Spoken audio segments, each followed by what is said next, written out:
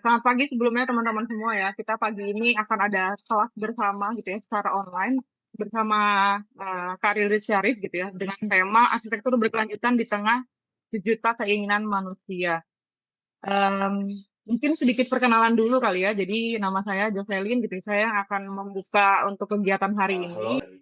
Mungkin sebelum kita masuk lebih dalam ke kelasnya, saya mungkin mau sedikit perkenalan gitu ya tentang OMAH. Apa sih sebenarnya OMAH Library ini? Jadi perpustakaan kita itu adalah perpustakaan dengan filosofi rumah gitu ya bagi roh-roh yang gelisah, atau kita biasanya nyebut restless spirits gitu, yang bertujuan untuk menjadi wadah yang memfasilitasi akses literasi arsitektur dan menjadi titik temu antara mahasiswa, akademisi, dan juga praktisi. Nah, kami juga melakukan penulisan buku dan redaksi dengan semangat berbagi ilmu. Nah, kami berharap dengan adanya literasi dan juga diskusi-diskusi, kami bisa membantu menjawab berbagai tantangan yang ada di bidang arsitektur, mulai dari pembahasan teori, sejarah, kritik, metode investigasi, serta pengarsipan dan juga penelusuran karya-karya arsitektur. Nah, mungkin sedikit cerita gitu ya. Selama kurang lebih 10 tahun berjalan gitu ya, 2025 jadi tahun 11 sebenarnya, banyak sekali teman-teman yang sudah membantu kita gitu ya, tidak hanya dalam kelas-kelas arsitektur, tapi juga teman-teman yang mungkin mendukung kita secara online gitu ya, lewat sosial media, juga datang ke OMA secara langsung gitu ya, baik dari teman-teman yang dalam bidang arsitektur maupun yang jangkauannya luas gitu, di luar arsitektur juga banyak teman-teman yang apresiasi gitu dengan keberadaan OMA Library. Hingga saat ini mungkin jumlahnya kurang lebih ada 75.000 lebih kontributor yang sudah mendukung kita gitu di OMA Library selama kurang lebih 10-11 tahun ini. Kak Rileks bisa memulai presentasi dan kelas hari ini.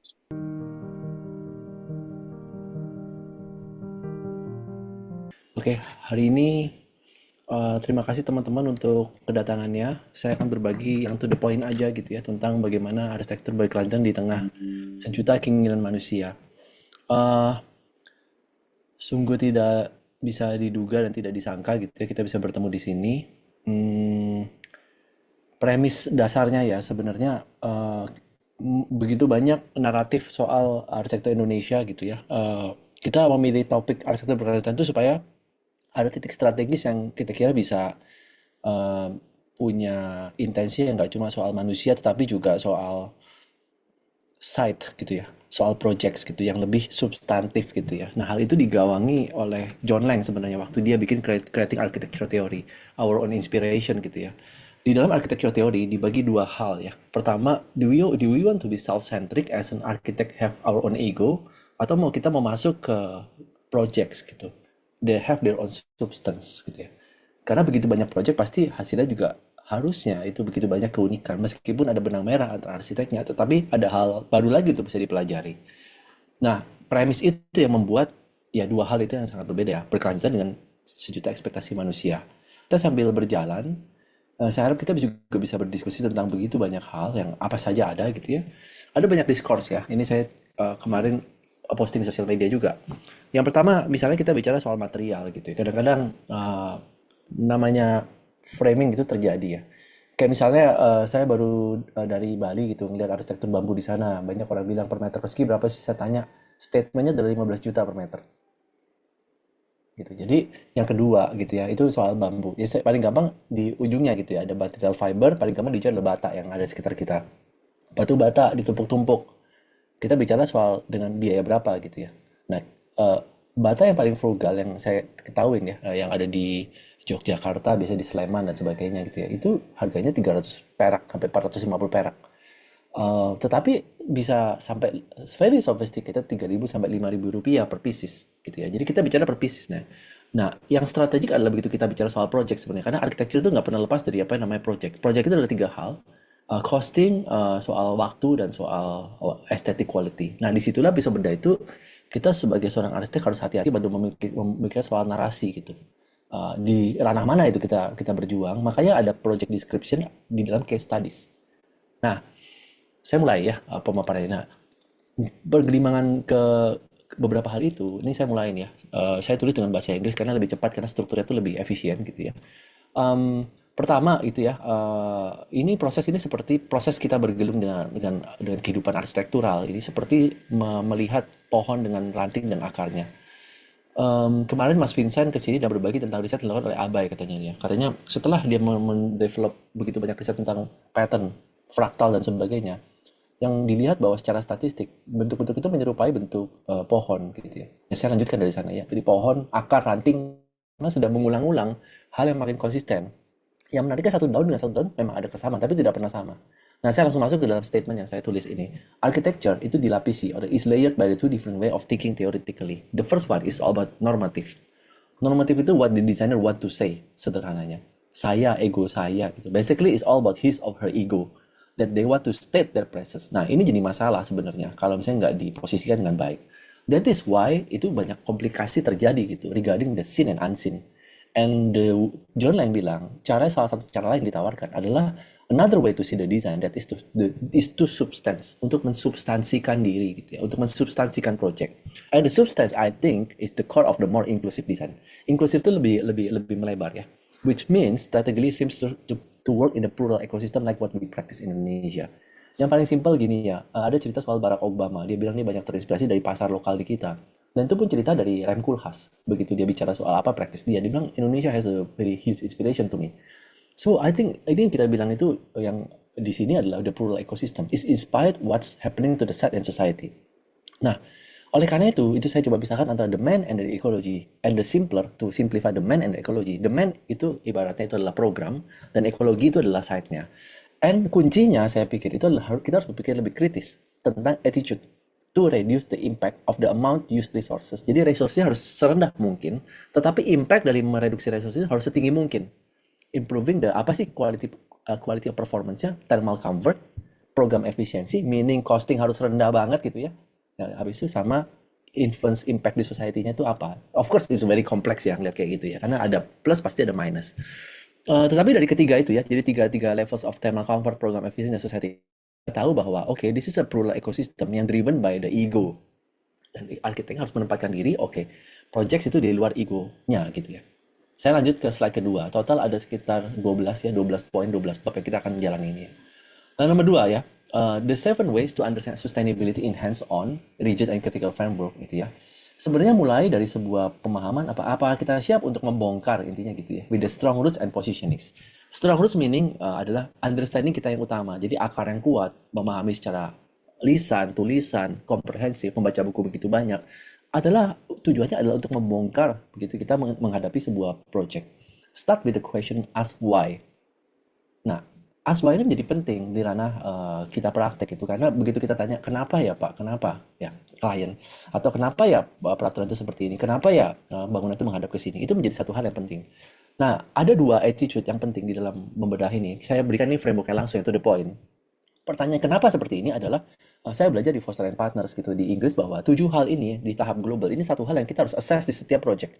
Tujuannya ada anak-anaknya. Anak-anak itu unlimited, bisa sampai setiap kali 1 poin itu ada 10 anak. Ada 7 anak, ada 5 anak. Kalau 5 anak kan jadi 35 poin. Nah, itu jadi assessment pada waktu kita mengassess sebuah project gitu ya. Dan itu sifatnya adalah designer oriented. Jadi kita bebas untuk melayerkan site-site-nya. Tapi gambaran besar adalah ini. Yang pertama adalah site and client. Saya jelaskan dulu ya. Maaf, ini mungkin depannya sedikit banyak penjelasan ya, sifatnya linguistik. Tapi ini penting. Nah, pertama adalah site and client. Itu penting banget. Itu nggak cuma site tapi juga klien. Karena banyak pendidikan kita itu ngajarin itu cuma tentang site-nya doang tanpa ngajarin kliennya.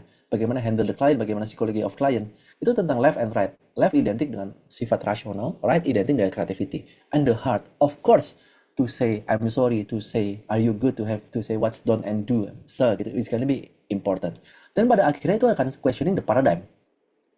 And also shifting the paradigm. Nah, pertanyaannya apa sih shifting the paradigm? Nanti kita bahas di bawah ya. Tapi nanti saya masuk ke nomor 2 dulu. Yang kedua, passing. Itu adalah big imaginary platonic world around us. Jadi ibaratnya arsitektur itu punya semacam gagasan besar tentang masa bangunan yang besar gitu ya. Yang enveloping us, yang juga ada costingnya. Dan itu the way to communicate in the macro level. State of urban design and rural design. Jadi begitu kita bicara urban design, banyak yang kita bicarakan itu adalah tentang massing ini. Ya, bagaimana kita create enveloping, ada GSB, ada KDB gitu dan sebagainya. Massing menjadi satu hal yang sangat penting. Tentu saja itu kontradiktori juga ya, karena izin selalu berubah. Yang tadinya KLB cuma 1, sekarang bisa 2,4 atau malah 3 lebih. Gitu. Jadi yang tadinya boleh dibangun jadi sekarang nggak boleh dibangun gitu karena ada peraturan tentang bangunan pusaka gitu. Jadi rules is always contradictory dan is always tolerance. Nah, sayangnya kadang-kadang di Indonesia ini tolerance itu menjadi minimal gitu. Padahal di luar negeri selalu ada ajang untuk bisa mempertanyakan toleransi. Nah, selalu ada FGD-nya gitu, forum group discussion. Nah, di sini ini forum group discussion seperti kita berbagi seperti ini misalnya menjadi sangat jarang gitu. Apalagi yang gratis gitu. Karena selalu friend with benefit. Nah, ini yang nomor dua. Jadi ada big imaginary platonic world around us. Yang ketiga, building envelope. The way to communicate with people, trend, look, character, and the way you will be judged. Jadi building envelope itu anggapannya tampak lah, teman-teman. Tampak itu yang nomor tiga nih. Yang nomor empat, plan efficiency. Nah, ini yang paling penting. Menurut saya, ini the heart of the design, the understated beauty, the heart, and the deep talk. Jadi pada waktu kita bikin tampak, sebenarnya, ini benar-benar harus lama, harus meresap, harus sampai to the extent kalau ngomong sama klien, kliennya puas, and are you happy? I'm happy. Jangan gerak ke karakter sampai tampaknya pun, space planningnya pun oke. Gitu. Jadi di nomor kunci dari beberapa performance 80% paling tinggi itu sebenarnya di plan efficiency. Nomor 5, integration with structure and MVP, lebih ke engineering ya. Saya bilang the blood, the veins, and the structure of the spine. Jadi lebih integrasi, oke, kualitas tulangnya seperti apa gitu ya. Nah, ini banyak harus berintegrasi dengan disiplin lain. Paling simpelnya arsitektur itu, ya arsitektur harus mendengarkan orang lain gitu, nggak boleh egois sendiri gitu. Dan harus menguasai bagaimana dia berdiskusi. Oleh karena itu, anak-anak mahasiswa perlu masuk ke himpunan mahasiswa arsitektur. Supaya apa? Supaya bisa kerja sama. Karena dalam praktis, kita nggak bisa sendirian. Karena pasti ada engineering structure-nya, pasti ada engineering MEP-nya, pasti ada QS-nya, pasti ada project management-nya, pasti ada kliennya, pasti ada tukangnya, pasti ada kontraktornya. Ada begitu banyak orang dan disiplin gitu ya. Nah, yang kedelapan adalah water energy efficiency. Nah, ini simpelnya adalah misalnya sampai ke lebih detail gitu ya, sampai ke bagaimana energi diorganisasikan gitu. Saya bilang the quality of your blood or your organs using the latest technology, low or high. Jadi latest technology menjadi penting. Jadi bacaan-bacaan kita tentang apa sih low technology, apa sih high technology. Perkembangan itu nggak cuma soal high technology loh teman-teman, nggak cuma soal perkembangan AC, the air conditioning, tetapi juga tentang bagaimana perkembangan menggunakan bentuk natural, misalnya menggunakan bambu, kayu, dan komposit keduanya. Bahkan sekarang pakai teknologi karbon. Jadi uh, low and the tech itu dua hal yang sangat berbeda gitu ya. Tetapi menurut saya efisiensinya itu menjadi sangat penting kalau misalnya kita bisa bicara tentang resources and how we maximize it. Yang ketujuh tentang costing material gitu paling gampang, set humility. Kita harus tahu bagaimana cara membangunnya. It will inspire many people if it's right, then it will create illusion as well, which is not easy to break down. Jadi apapun yang kita kerjakan kalau udah kebangun, kita posting misalnya di sosial media akan membuat ilusi-ilusi baru gitu. Sampai ada judgment-judgment tertentu tentang apa yang kita bikin, meskipun hasilnya nggak begitu. Awalnya nggak begitu prosesnya. It is what it is, kita harus terima. Nah, global ini yang saya pelajari di Foster and Partners. Dari setiap kali diskusi, ada 7 kriteria yang muncul terus, yang membuat proyek itu menjadi unik. Di lain pihak, waktu saya balik tahun 2010, ketemu sama beberapa orang, dan luar biasa, orang-orang luar biasa Indonesia yang mengajarkan tentang how to be local gitu ya. Nah, yang pertama adalah Builders World. The way of the building is actually has the longest way of the mankind existence. The way to build shows the act of solidarity that is vernacular architecture. Ini kuncinya ada building our own mastery. Nanti ada keywordsnya, beberapa arsitek di dunia menerapkan itu sampai punya teknologinya sendiri. Jadi Builders World meaning the technology to build it. Sahadit punya Patrick Schumacher, Gehry punya Gehry and Partners dengan semua partnernya. Foster punya SMG namanya Specialist Modeling Group. Jadi arsitek itu selalu ada teknologinya. Sigurd Leverens punya workshop aluminium di rumahnya. Gitu. Le Corbusier juga punya poetic studionya Amélie Osenfant gitu, studio painting dan sebagainya. Nah, that is the builders world, the way to build ya. Yang kedua adalah culture of pluralism gitu. Jadi ini yang saya pelajari dari yang pertama itu saya belajar paling masterinya itu dari Romo Mangun sama Pak Eko Prawoto. Yang kedua itu saya belajar dari Pak Yosef Priyotomo tentang apa yang diajarkan beliau itu tentang pluralisme sebenarnya. Bahwa the unity in the diversity will cause you non desire to prove yourself but share of others. Meskipun kadang-kadang suka disalahartikan gitu dengan sebuah sikap yang nasionalistik gitu ya. Itu cara beliau membawakannya supaya bisa lebih nyambung ke orang. Tetapi ini tentang bagaimana culture kita tidak kalah bagusnya dengan culture orang lain. Tetapi it's all about unity and it's all about the sharing. Gitu. Nah, saya ingatkan lagi story tentang Kulkas dan Obama buat Indonesia. Bagaimana bisa orang luar terinspirasi sama Indonesia tapi kita nggak terinspirasi sama bangsa kita sendiri punya karya gitu ya. Jadi kedua hal ini menjadi sangat penting karena klien kita juga klien Indonesia kalau kita di Indonesia. Dari situ aja kita bisa menggali kan iklim budayanya gitu. Kita anak bangsa ya kita bisa menggali dari sisi konsultasi yang sifatnya deep talk. Nah, 9 hal ini menjadi hal penting, menjadi kriteria untuk kita bahas dalam analytic studies. Gitu. 9 hal ini ya. Jadi site, client, massing, building envelope, plan sampai ke culture of pluralism. Nah, ada satu hal yang cukup unik ya yang digagas oleh Pak Joseph. Dia sempat nanya sama saya gitu, Riris gimana kalau ini dibalik ya? Kamu inget nggak yang namanya Paul Verhoeven? Oke, itu against the method. Ya kita ngobrol pada waktu itu. Gimana kalau materialnya duluan, habis itu site-nya di belakangan. Kalau yang lokal yang 1 dan 2 di bawah ini saya stage setelah beliau meninggal ya, Pak Eko dan Pak Joseph. Saya baru dapat kesimpulannya. Tetapi pada waktu ini beliau mengusulkan bisa nggak ya metode itu dibalik-balik antara site menuju material, material menuju site, yang lainnya ada jembatan. Very brilliant menurut saya. Jadi kadang-kadang di waktu kita mau bicara project, kita ngomongin materialnya dulu, sistem strukturnya dulu, misalnya bajanya dulu atau komputernya dulu, dengan anggapan untuk melihat profil biaya pada waktu kita melakukan konsultasi. Nah, kita langsung bisa bilang, oke, buildingnya ini per meter berapa sih? 1 juta, 2 juta, 3 juta, 4 juta, 5 juta, 6 juta, 7 juta, 8 juta.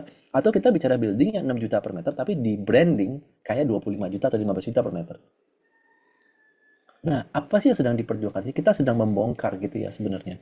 Supaya arsitek itu jangan serakah-serakah amat gitu. Jangan cuma egois gitu. Harus tahu gitu tentang budget tuh bisa impact ke banyak orang. Karena kita bukan negara maju yang punya banyak uang gitu. Jadi resources tuh benar-benar harus di keep sesuai dengan profil klien dan dikomunikasikan dengan baik. Nah, endingnya itu adalah itu tentang project site. Dimulai dari costing and the on-site humility. Makanya ide untuk membalik antara 7 ke 1 dan 1 ke 7 yang di global ya yang saya tunjuk ini adalah ide dari beliau gitu. Dan menurut saya itu satu hal yang sangat strategik untuk bisa kita bicarakan hari ini ya. Apa yang saya bicarakan ini juga nggak lepas dari semua banyak kelemahan, kesalahan gitu. Tapi ini sifatnya personal ya. Ini refleksi pribadi saya yang saya pikir kita bisa bagikan dari saya dan studio tim semua gitu jadi sebuah best practice yang baik gitu ya. Oke, saya lanjut lagi ya. Bagian selanjutnya adalah bagian ketiga gitu ya. Nah, to understand the seven framework, kita bicara seven framework dulu ya. I have to put several examples. We will go one by one from the site to material or from the material to the site and to look its contradictions gitu. Saya ulangi lagi dari satu site, massing, building envelope, plan efficiency, integration structure and MEP, water and energy efficiency dan material. Lalu kita akan masuk ke dalam more robust way, lebih kencang lagi, lebih intricate lagi ke dalam to grounds architects practice with the seven builders world and the culture of pluralism. Nggak cuma di negara kita, di negara lain juga ada hal seperti itu. Number one is about how dare you want to push your thinking and courage to shift the paradigm. Jadi intinya adalah paradigm itu adalah, kalau katanya John, adalah the way of thinking, cara kita berpikir. Cara berpikir kita itu seperti apa? Kaku nggak sih? Gitu ya? Atau sebelah kanan itu cara berpikirnya. John Lang, gitu, stated it as a way of thinking, cara berpikir. Siapa punya cara berpikir? Klien kita kah? Kita cara berpikir kah? I feel that paradigm, saya pikir personally ya, bahwa paradigm itu adalah energi yang layering dan melapisi sekitar kita. Ada yang tebal, ada yang tipis gitu, ada yang beracun gitu ya, seperti kapitalis dan semua paham-paham ideologi sosialis yang kritis gitu, yang sangat kiri dan kanan gitu ya. But also has a level of clarity seperti mindfulness, memberikan kita kebahagiaan dan ketenangan gitu.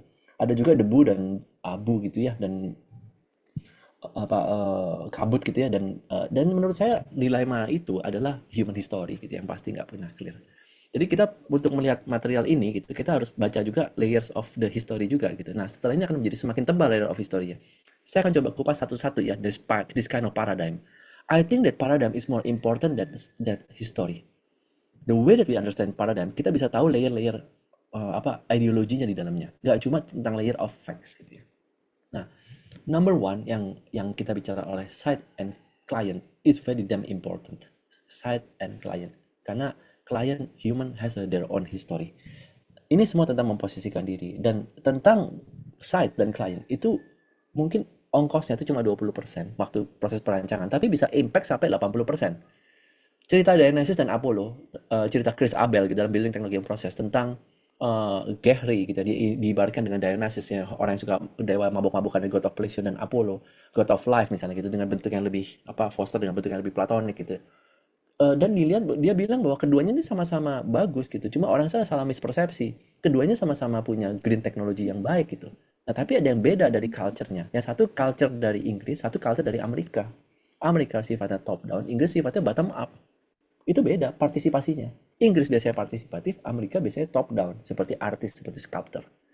Nah, itulah paradigm gitu. Nah, di keduanya gitu, apakah yang satu lebih less green karena bentuknya melekok-melekok? Enggak juga gitu sebenarnya. Nanti kita bahas di case study ya. Dan dua-duanya punya performance, tapi punya instrumen yang berbeda gitu. Nah, paradigm itu melingkupi kita gitu ya. Number one, the site and the client need the softer but sharp blade, which is education of yourself. Jadi kita perlu jadi pribadi yang pembelajar ya, oleh dirimu dan sekitarmu, dan even before there is no lecturer or student. Pertama gitu, we need to ask what is paradigm that we are. Kita lagi di paradigm yang mana? Regarding to the discussion to the John Lang's several book. Ya. Yang pertama, paradigm pertama, rationalism. Biasanya di 1920, 1940. What is new? Keyword mengenai rationalism itu begini. Apa sih yang belum ada? Apa sih yang baru? Selalu bicara avant-garde begitu. Nah, itu muncul pada 1920, 1940. Le Corbusier, mobil, La Voisin, plan of mobil, car base centric.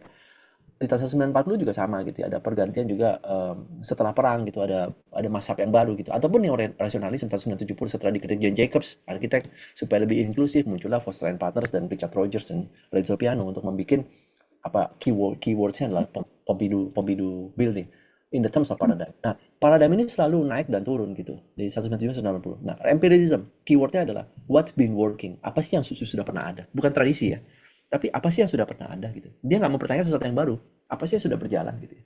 Nah, ini ciri khasnya dulu itu art and craft 1950 1900-an atau sampai neo empirism 1990 begitu Jane Jacobs mengkritik arsitek gitu. Car centric in human planning for architects way of thinking. Sampai 1980 muncullah development of new urbanism. Nah, menurut John gitu, dan saya setuju dengan itu, bahwa paradigm ini selalu punya breakdown-nya gitu, dan kemudian naik dan turun. Yang paling mudah melihat bandulnya, ada bandul dari rasionalisme dan empiricism. Sesuatu yang sudah ada dan sesuatu yang belum ada. Itu seperti dua buah bandul yang saling tarik-menarik di dalam seluruh dunia. Nah, satu dan dua ini lebih straightforward ya. Tetapi yang ketiga ini lebih less straightforward. Ini lebih artistik bahasanya gitu. Deconstructivism itu digali menurut Wigley dan Philip Johnson itu adalah sebuah statement apa kita udah research soal ini gitu ya. Statement dari sebuah pergerakan seni sebenarnya di dalam arsitektur. Di mana dia menggali sesuatu yang lebih internal gitu dan meledakkan itu menjadi sebuah seeds gitu. Nah, ini di salah satu proponennya kan adalah beberapa orang yang misalnya Kopp Himmelblau gitu, Rem Koolhaas, Zaha di tahun 1980-an bikin pameran, dibuatin pameran dikuratorin oleh Johnson and Wigley di MoMA di 1980-an. Dan ini menurut saya adalah the starting of the rise of unordinary dan arbitrary. Arbitrary itu asal berbeda gitu. Ini yang bisa di-approach oleh publik gitu ya sebagai oh ya ini unik ya bisa jadi seperti ini ya asal berbeda gitu ya. Nah, tetapi juga ada layer yang lebih dalam yang lupa dibaca kadang-kadang oleh orang kebanyakan bahwa hampir semua partisipansnya itu punya keunikan tersendiri menggapai sisi otentisitas mereka. Dan itu berbasis pada sebuah layer biografi yang tajam dan mengakar gitu. Sesuai dengan regional sendiri-sendiri yang mempertunjukkan bahwa ini loh the modern proponents in the world. Reconstructivism adalah sebuah provokasi arsitektural dari barat menuju timur kalau dalam sejarah postkolonial. Jadi deconstructivism adalah sebuah area untuk mendekonstruksi apa yang ada di barat sendiri tentang apa yang menjadi stagnansi di dunia barat. Nah, kadang-kadang kita dikotomikan hal ini dengan apa yang terjadi di kita juga gitu, meskipun nggak sepenuhnya tepat gitu ya. Nah, barat is a barat, timur is a timur gitu. Kayak kita banyak orang punya kritik, kita bicara lebih baik soal regionalnya Indonesia is Indonesia. Jadi menurut saya hal ini semuanya fine-fine aja gitu. Yang penting kita bisa berpikir lebih kritis apa yang bisa kita ambil dari situ. Dengan peaceful state kita bisa menggawangi paradigma ini dengan lebih sehat dan menggesernya. Yang keempat, landscape urbanism yang dibahas oleh McHarg 1980-an, Ian McHarg yang bikin buku Design by Nature gitu ya, atau Design as a Nature atau Design with Nature gitu kalau nggak salah ya. Yang kedua dibahas oleh Waldheim gitu 20 tahun kemudian. Nah, ini seakan-akan itu kontinuumnya itu per 20, 30, 20 per 30 naik dan turun. Waldheim membuat buku nama judulnya adalah Landscape Urbanism, menggawangi tentang pentingnya landscape di dalam desain industri gitu ya. Sebagai proponens utama yang harus diperhatikan alam kita gitu. Nah, ini satu hal yang cukup strategik pada tahun 2003 ya. Ibaratnya setelah krisis gitu, orang berlahan-lahan untuk melihat tuh paradigm shift-nya apa nih gitu. Nah, sebenarnya manusia ini simpel, ujung-ujungnya adalah ekonomi juga, ujung-ujungnya duit gitu ya. Setelah biasanya breakdown ekonomi jatuh, dia akan mencari paradigm shift yang baru gitu. Setelah COVID ada paradigm shift yang baru gitu ya. Ya bekerjanya lebih integrated, digital nomads menjadi lebih lebih terasa gitu. Dan ya simbol gitu, misalnya Nusantara menjadi kelihatan begitu besar gitu ya dengan ibu kotanya gitu. Jadi ada paradigm shift yang terjadi gitu. Setiap ada breakdown of economic. Biasanya seperti itu rumusnya kalau misalnya kita lihat buku ekonomi ya. Nah, eh, setelah itu kita lihat yang kelima, apakah kita ada di business as usual gitu, everyday life public. Ya business as usualnya ada di mana-mana gitu. Jadi kalau kita bilang, oh kita ini business of usual banget sih, itu menurut saya nggak kritis gitu. Karena business as usualnya di mana-mana terjadi, di seluruh dunia juga terjadi. Nggak cuma di kita, itu sebagai hukum dasar bahwa ekonomi harus diperhitungkan. So you need to mention that business is usual is a paradigm, but ya gimana cara encounternya kan supaya lebih kritis. Yang kedelapan, apakah kita menjadi tradisional? Di 1980 gitu, Prince Charles di Inggris membuat the rule of conservation gitu. Jadi bangunan itu untuk menjustify the identity of kawasan, identity of architecture. Muncul juga di beberapa tahun yang lalu, kira-kira sekitar 15 tahun lalu di Australia, ada pattern book. Jadi kalau orang mendesain di city center itu harus pakai pattern book of the yang architecture Australian details gitu. Jadi di situ di paradigm itu sebenarnya masuk ke being traditional gitu. Sampai ke neo traditional, apa yang dibikin sama Bhutan dengan menghayal misalnya bicara ke Indos dengan airport yang baru yang ada cantilevered arch yang ornamental gitu. Itulah sebuah bentuk yang sifatnya neo traditional gitu dan act of regionalism. Apakah kita ada di sini nomor 7 ya? Apakah IKN atau Garuda itu ingin mengestablish kita seperti Bhutan misalnya tanggal 7? Nomor nomor 7. Nah, perlu diingat bahwa 6 dan 7 ini sebagai sebuah provokasi juga gitu terkait sama politik biasanya. Nah, di 6 dan 7 begitu sebagai satu hal yang tidak mudah untuk kita olah ya. Karena every people, every nation has their own regional, has their own uniqueness dan usually is a culture ya. Tapi Indonesia dengan begitu banyak culture, budaya dan pluralis itu harusnya bisa menjadi sebuah contoh ya. Plural tapi menjadi satu itu luar biasa. We are one of the most atau the richest country in terms of the culture diversity. Kalau ada indeksnya, kalau Bhutan punya apa happiness index, kita harusnya punya culture diversity index. Gitu. We need to have our own index to make ourselves proud. Yang terakhir adalah teknokratik, ya misalnya paratisism misalnya, yang banyak dilihat. Oh, gue maunya belajar parametrik misalnya. Nah, itu salah satu paradigma yang baru yang terkait dengan teknologi dalam architecture. Nah, saya kasih beberapa istilah di bawah ya. Or maybe mungkin saja kita not even thinking gitu. Yang mana sih paradigm kita gitu. Atau ada yang di luar kategori ini ya, sah-sah saja gitu ya. Nah, kita diskusi. Dan bagaimana kita bisa men-shift ini? I think biasanya the sequence is starting the debate gitu ya. Saya bilang tadi pendulum kiri, rasionalisme dan empirisisme. Starting sequence-nya gitu. Apa yang baru, apa yang sudah ada.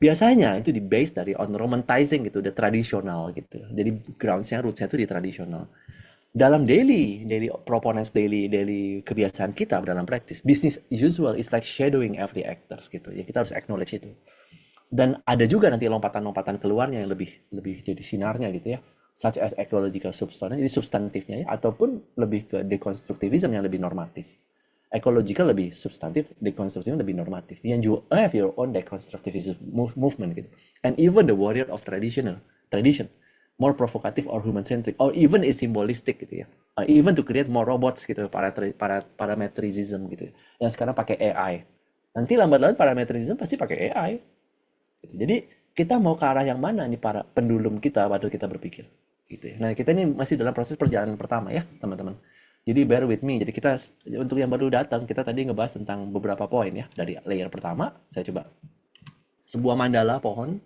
dengan substansi dan normatif gitu ya desainer dan projectsnya gitu substansi adalah projects paling gampangnya ego seorang arsitek adalah desainernya saya ulang lagi ada quality of performance thermal comfort program efisiensi yang meaning costing misalnya dan society impact gitu ya kita bahas juga per meter persegi tadi berapa gitu antara 1, 2, 3 sampai 15 sampai 25 gitu ya even kalau sampai di kata kabarnya kalau sampai di Perancis gitu ya itu 60 juta per meter persegi building costnya yang saya tanya teman saya di La Reunion.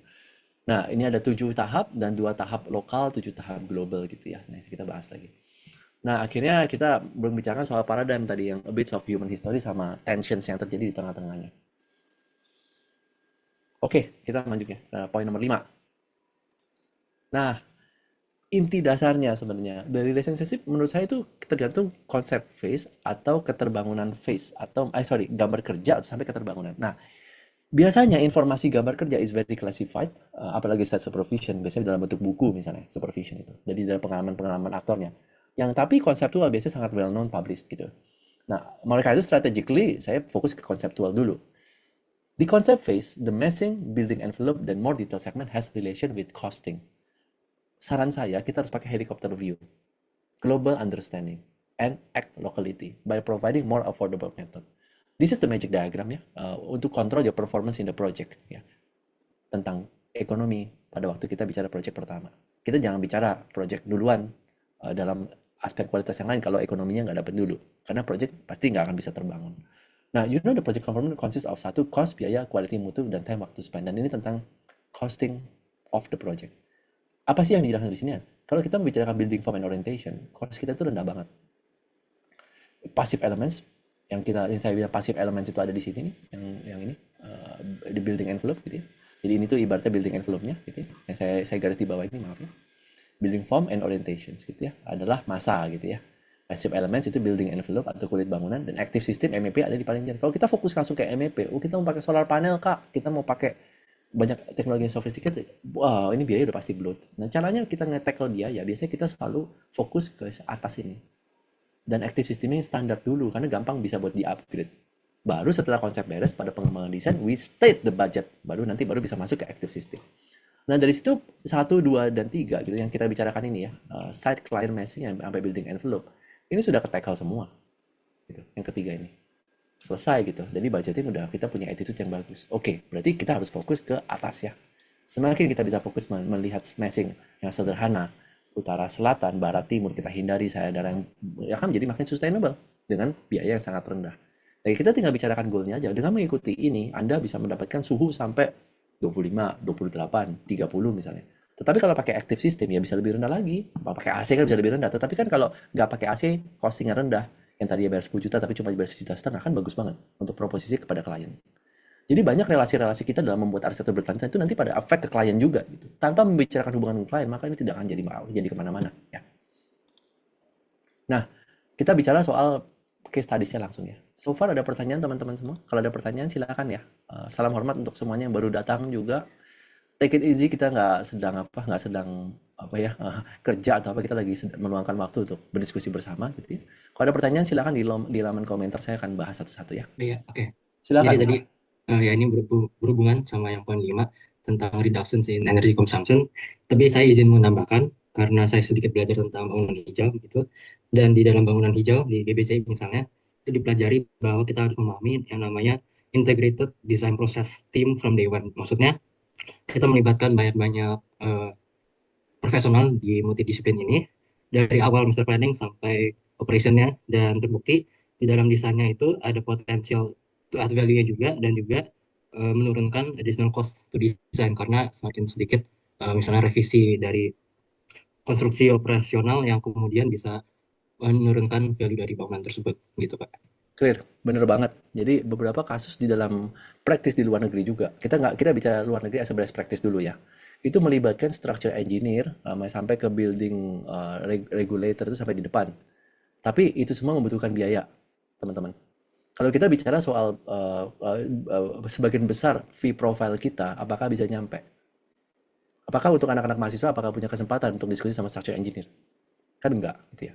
Nah, tetapi gitu, itu satu hal yang memang benar. Kalau di designerly designerly way of thinking gitu, Nigel Cross gitu, melibatkan begitu banyak aktor di depan jadi sangat penting. Tetapi ingat, jangan sampai melibatkan banyak aktor, ada tujuannya tapi nggak tahu eksekusi. Nah, disinilah kita bicara soal arsitek itu punya disiplin yang luar biasa. Dia itu eksekusi, tapi dia juga bisa berpikir theoretical. Gitu. Mungkin ada tambahan, Mesa? Iya, jadi itu jadi jawaban Pak Aris tadi memenuhi ambiguitas yang karena kan green building ini lebih pada skala bangunan yang besar ya, tidak Benar. begitu memperlihatkan skala bangunan Iya. yang Tapi kecil dan Mesa, rumah-rumah. saya punya sedikit kegelisahan ya. Ada beberapa kasus di mana kita sebagai arsitek itu diminta untuk menyerahkan gitu ya, semacam building analysis performance gitu ya. Dan pada waktu surat permitnya itu membutuhkan software tertentu. Nah, kalau kita tahu harga software itu kan Mesa tahu ya, kan banyak Iya, yang unoriginal. Yang originalnya harganya udah berapa. betul. Nah, itu perangkat postkolonial software itu sendiri. Hmm, AutoCAD harganya udah berapa? Satunya 12 juta misalnya per tahun ya. betul. Kita bisa ngobrol panjang lah soal ini. Itu udah mahal sekali sebenarnya. Apakah itu bisa masuk ke dalam fee profile-nya? Nah, itu menurut saya ekonomi yang kita bicarakan ini menjadi sangat strategik karena jarang dibahas. Betul, betul. Oke, gitu Mesa. Oke. Ini points nanti crossing ya. Thank you Mesa. Oke, teman-teman ada lagi yang lain sebelum kita masuk? Kita masuk ke case study setelah ini. Halo Kak Rich. Yes, halo Sony. Yes. Silakan. Ya, Kak Rich mungkin mau tertarik nih dengan slide pertama yang kalau lihat dari gambar kan tentang reflection pohon ya. Tentang ego gitu kan, berbicara bagaimana arsitektur itu tidak hanya berbicara tentang ego gitu, tapi juga bagaimana bisa memberikan nilai-nilai kepada kliennya. Ini kita kan berbicara tentang bagaimana arsitek itu memulai karyanya, atau mungkin ada arsitek yang mungkin sedang berproses gitu menuju di 5 tahun pertama gitu sampai ke berapa 10 gitu kan, mungkin proyeknya pun belum terlalu banyak, tapi mungkin dari sisi ego ataupun narasinya dia udah punya statement ingin seperti apa gitu, karya-karyanya yang udah dibangun. Namun seringkali kita datang satu klien yang memang dia sudah membawa apa yang dia mau mungkin, dan memang itu jauh dari value-value atau narasi-narasi yang mau kita buat, atau mungkin kita sebagai arsitek mau juga tadi ditembak di slide terakhir mengenai kita mau memilih arsitektur yang mana gitu kan. Dengan banyaknya tadi ada neo, ada tradisional gitu kan. Nah itu bagaimana cara kita bisa menyampaikan dengan tepat ya kepada klien, karena pada akhirnya jika kita tadi narasinya tidak harus terlalu ego gitu terhadap apa yang mau kita sampaikan, tapi juga kita harus bisa mendengarkan apa yang dimau dari klien gitu. Tapi jika ini berseberangan, mungkin dari Courage ada treatment sendiri. Mungkin Courage. Gini, thank you Sony. Saya saran ya, begitu kita tahu bahwa kita lagi ngobrol sama orang, kita punya tujuan yang sama dulu. Dengan tujuan yang sama, dia kan punya kebutuhan ya. Of course, kalau kita sampai misalnya ada dihina sampai itu ya jangan ya. Tapi begitu kita punya tujuan yang sama, sebenarnya kita cuma perlu melihat tujuan yang sama itu aja. Sisanya soal ego, saya percaya bahwa arsitektur itu pasti mulai dari lingkaran terkecilnya. Oleh karena itu kita makhluk sosial, kita punya teman pun bisa kasih kita kerjaan. Nah begitu kita dikasih satu kerjaan, itu sudah lebih dari cukup. Kita punya bibit untuk kita mengembangkan diri. Membuat orang lain happy pada waktu state pertama menjadi sangat penting. Dan ujung-ujungnya korbannya itu cuma waktu biasanya. Sama gimana harus low ekspektasi. Tetapi banyak kasus di mana arsitek itu di dalam bikin mandalanya ini, dia tuh seperti menanam bibit gitu ya, nanti akan meledak gitu.